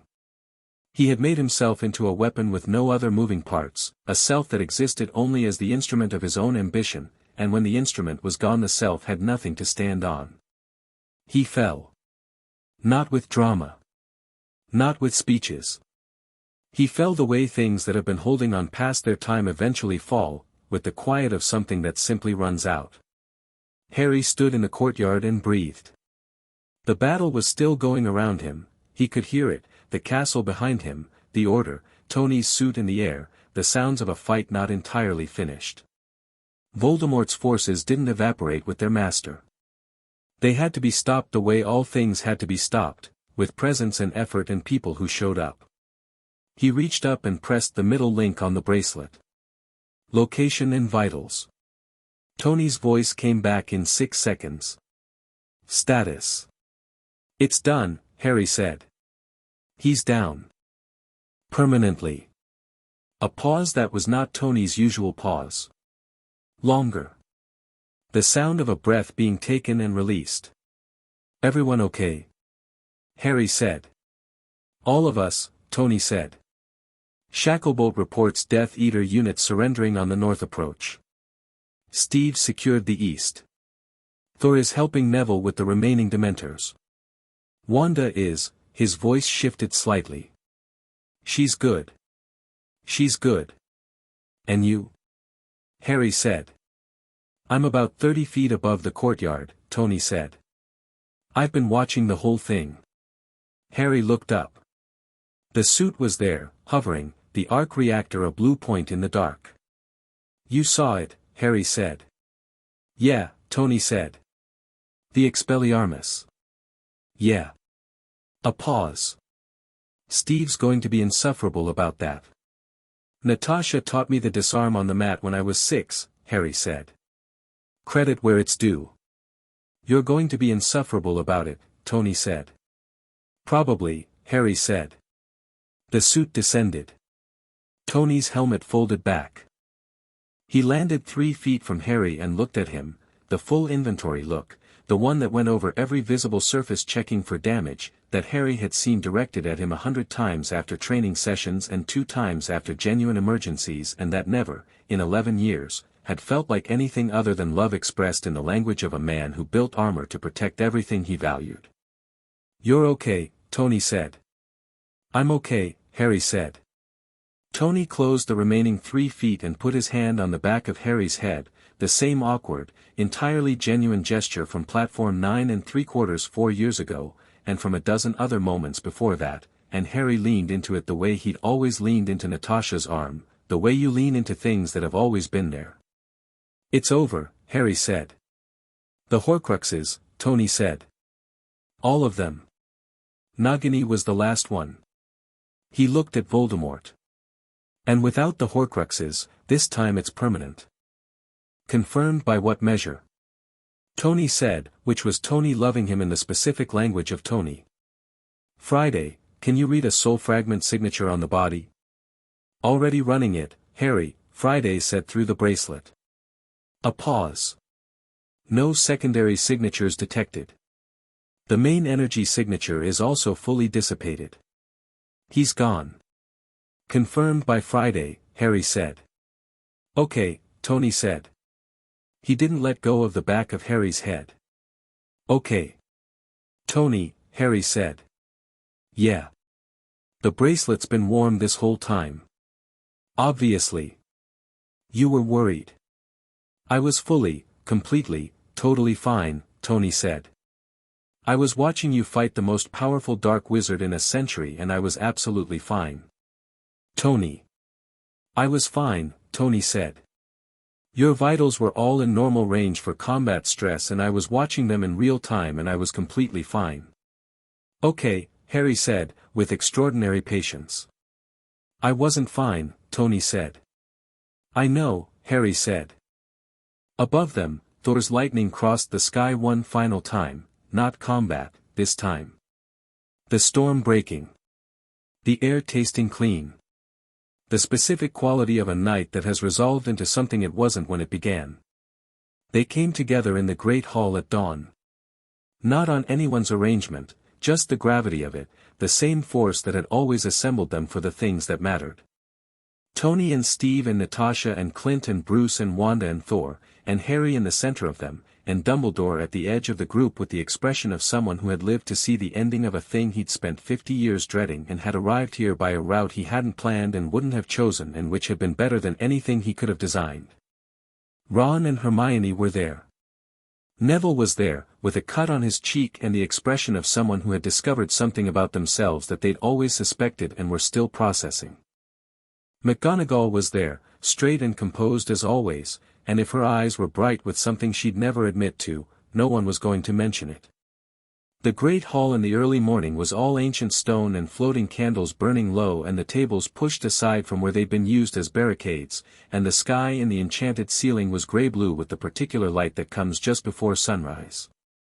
Harry looked up at the ceiling. "Still slightly blue-tinted," he said. Ron looked at him. "What?" "The color preservation charm," Harry said. "We talked about it first night. Still layered separately from the motion charm." Ron stared at him. Then he laughed, startled out of himself, exactly the way Harry had laughed the night Voldemort had dispersed in the chamber, the bright unguarded laugh of someone surprised by their own joy. Hermione looked between them and did the thing she did when she found something both baffling and wonderful. Tony came to stand beside Harry. Then Steve on the other side. Then Natasha, and Clint, and Bruce, and Wanda, and Thor behind them like a small and extraordinary weather system. Dumbledore stood a little apart, as he had learned to stand, not excluded, just no longer at the center, and genuinely at peace with that. "What happens now?" Ron asked. The question was for Harry, but it was also for the room. Harry looked at the ceiling, at the windows beginning to lighten, at the great hall filling slowly with the particular relief that only exists at the end of something enormous. "Now," Harry said, "we rebuild what needs rebuilding. The Ministry. The Order. The relationship between the magical world and the rest of it. He looked at Tony. We've been thinking about that last one for a while. I have thoughts, Tony said. You always have thoughts, Harry said. My thoughts are usually right. Your thoughts are usually starting points, Harry said. The collaborative refinement is where they get good. Tony looked at him. When did you start talking like a project manager? Pepper, Harry said. Also Steve. That tracks, Clint said. Is there food? Ron said. I feel like this conversation should have food. There's always food in this castle, Neville said. There was food. It arrived the way it always arrived at Hogwarts, suddenly, completely, in sufficient quantities for whatever the moment required. And they sat, all of them together, in the great hall in the morning light, and they ate. Harry came to the roof at Hogwarts on the last morning of term. Not the compound roof, this was different, the astronomy tower balcony, with Scotland spread below in the particular green of June, and the sky the kind of blue that looks like it was made specifically for this morning. He sat on the edge, feet dangling, and thought about nothing specific for a while, which was a luxury he'd earned. He'd been doing a great deal in the weeks since the battle. The ministry had invited him to about 700 meetings, all of which Tony had helped him navigate with the specific combination of diplomatic skill and refusal to be managed that Tony brought to all institutional interactions. Dumbledore was formally stepping back from Hogwarts, handing the headmistress role to McGonagall, who had accepted with the expression of someone who'd been running the school operationally for years and was finally getting the appropriate title. The Wizarding World's relationship with the Avengers was a negotiation in progress, and the progress was real, and Harry was the central figure in it not because he was the symbol, though he was, and had made his peace with being the symbol, because symbols could be used to point toward things that were true, but because he'd built the relationships. Shacklebolt was the new minister. He'd told Harry the night of his appointment and Harry had said, "Good," with such immediate certainty that Shacklebolt had laughed. The Horcruxes were gone. All of them. Friday had run 17 different detection protocols in the weeks following, and Bruce had developed a magical physical resonance test that Dumbledore called the most elegant thing he'd seen in 50 years, and every result was the same. Clean. Done. Voldemort was gone the way things are gone when you take the time to do it properly. He heard footsteps on the tower stairs and didn't turn around. He knew the footsteps. Natasha sat beside him on the edge of the balcony with the ease of someone who'd spent years going to high places with Harry. She looked at Scotland too. Tony's already planning the compound extension, she said. Something about a dedicated magical research wing. He and Bruce have been at it since 6 this morning. Of course they have, Harry said. Steve is trying to establish formal protocols for the Order Avengers Alliance. A pause. He's color-coding something. Steve color-codes things when he's happy, Harry said. I know, Natasha said. Clint texted. Harry said. His whole family is coming to the compound for the summer. Lila says she wants to meet you properly. Apparently Clint's been talking about you since you were 7. Harry smiled. The real kind. And Wanda? She's good, Natasha said. She's genuinely good. She was talking to one of the Hogwarts students last night, a younger girl, 2nd year, who has some chaos magic starting. She was, a pause. She was good at it. Patient. She always was, Harry said. Thor left this morning. He'll be back in 2 weeks. He took the battle footage back to Asgard, apparently. He wants to present it in the proper context to the historical record.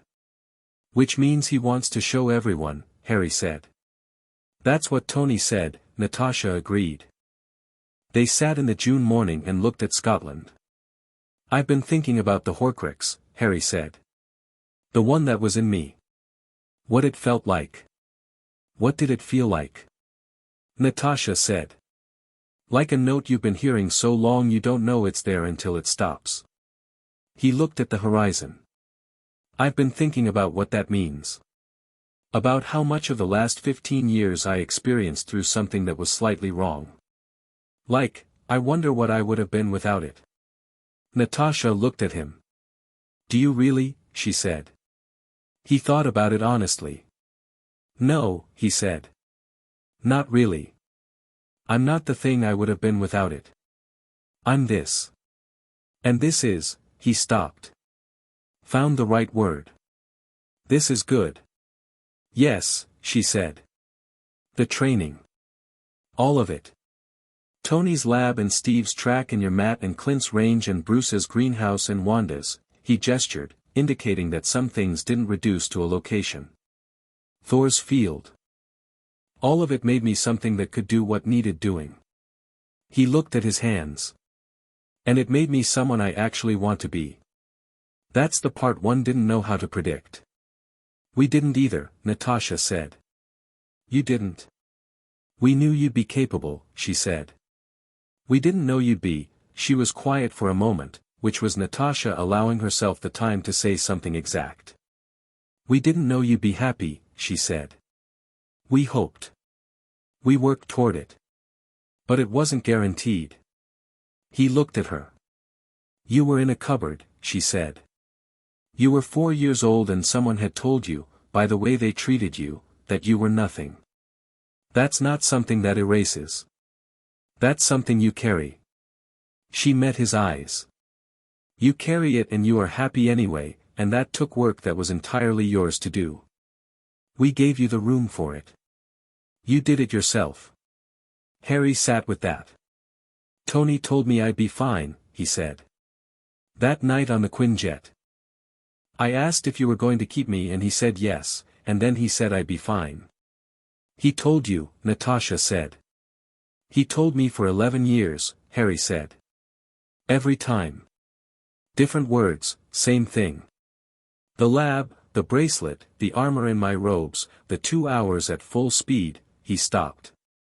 His chest was doing something he'd learned to let do whatever it needed to do. He showed me that I was worth protecting and eventually I believed it. Good, Natasha said. Yeah, he said. Yeah, it is. Below them the castle was waking up. Students crossing the grounds in the sun, someone flying a broom in lazy circles over the Quidditch pitch, the owls beginning their morning routes. 1,000 years of Hogwarts doing what it had always done, holding the space for people to become what they were capable of. I want to come back, Harry said. Not as a student. As something useful. He'd been thinking about it for months, the structure of it. The wizarding world is going to be rebuilding its relationship with the non-magical world and that's going to need someone who can stand in both. Someone who understands both from the inside. He looked at Scotland. I can do that. You're the only person who can, Natasha said. Tony's already drafted a framework, Harry said. Of course he has. It's actually very good. Of course it is. The collaborative refinement is going to make it better. Of course it will. She looked at him. You sound like a project manager. Pepper and Steve, Harry said again, and she laughed, the actual one, the one not everyone got, and Harry had gotten it since he was 4 years old because he'd always been someone she didn't have to maintain a distance from. He looked at the sky. The June blue of it. The specific, unreproducible quality of this morning, this moment, with everything resolved and everything beginning. He thought of himself at 4 years old, in a cupboard, with 3 toy soldiers and a drawing. He thought of the Quinjet and Natasha's arm and the second granola bar and Tony's voice saying yeah, kid, we're going to keep you. He thought of Steve on the track in the gray pre-dawn, of Bruce and the rosemary plant, of Clint on the roof and Thor in the garden with the beetle. Of Wanda on the compound roof in October with the valley going gold. Of Dumbledore on the bench outside Ollivander saying your mother would have liked Mr. Stark. He thought of himself at 15, lying on the medical platform, and the cold wrongness dispersing and the clean current of himself rushing in to fill the space. He thought of the courtyard at dawn and Tony's hand on the back of his head and the bracelet warm, and I wasn't fine. He thought, I know who I am. He thought, yes. I do. Come on, Harry said, getting up from the balcony edge. Tony's going to have 16 things he wants to talk through before we get back to the compound, and Bruce has been up since 6, and someone should probably check that Dumbledore is actually okay, because he's very good at performing okay and somewhat less good at the genuine article. And you're going to manage all of that, Natasha said, standing. I'm going to help with all of that, Harry said. Managing is Steve's word. I prefer, he thought. Navigating. I prefer navigating. You navigate, she said. I navigate, he said. He held the door for her and she went through and he followed, and the tower was empty, and the June sky stayed blue over Scotland, and Harry Potter went to find his family.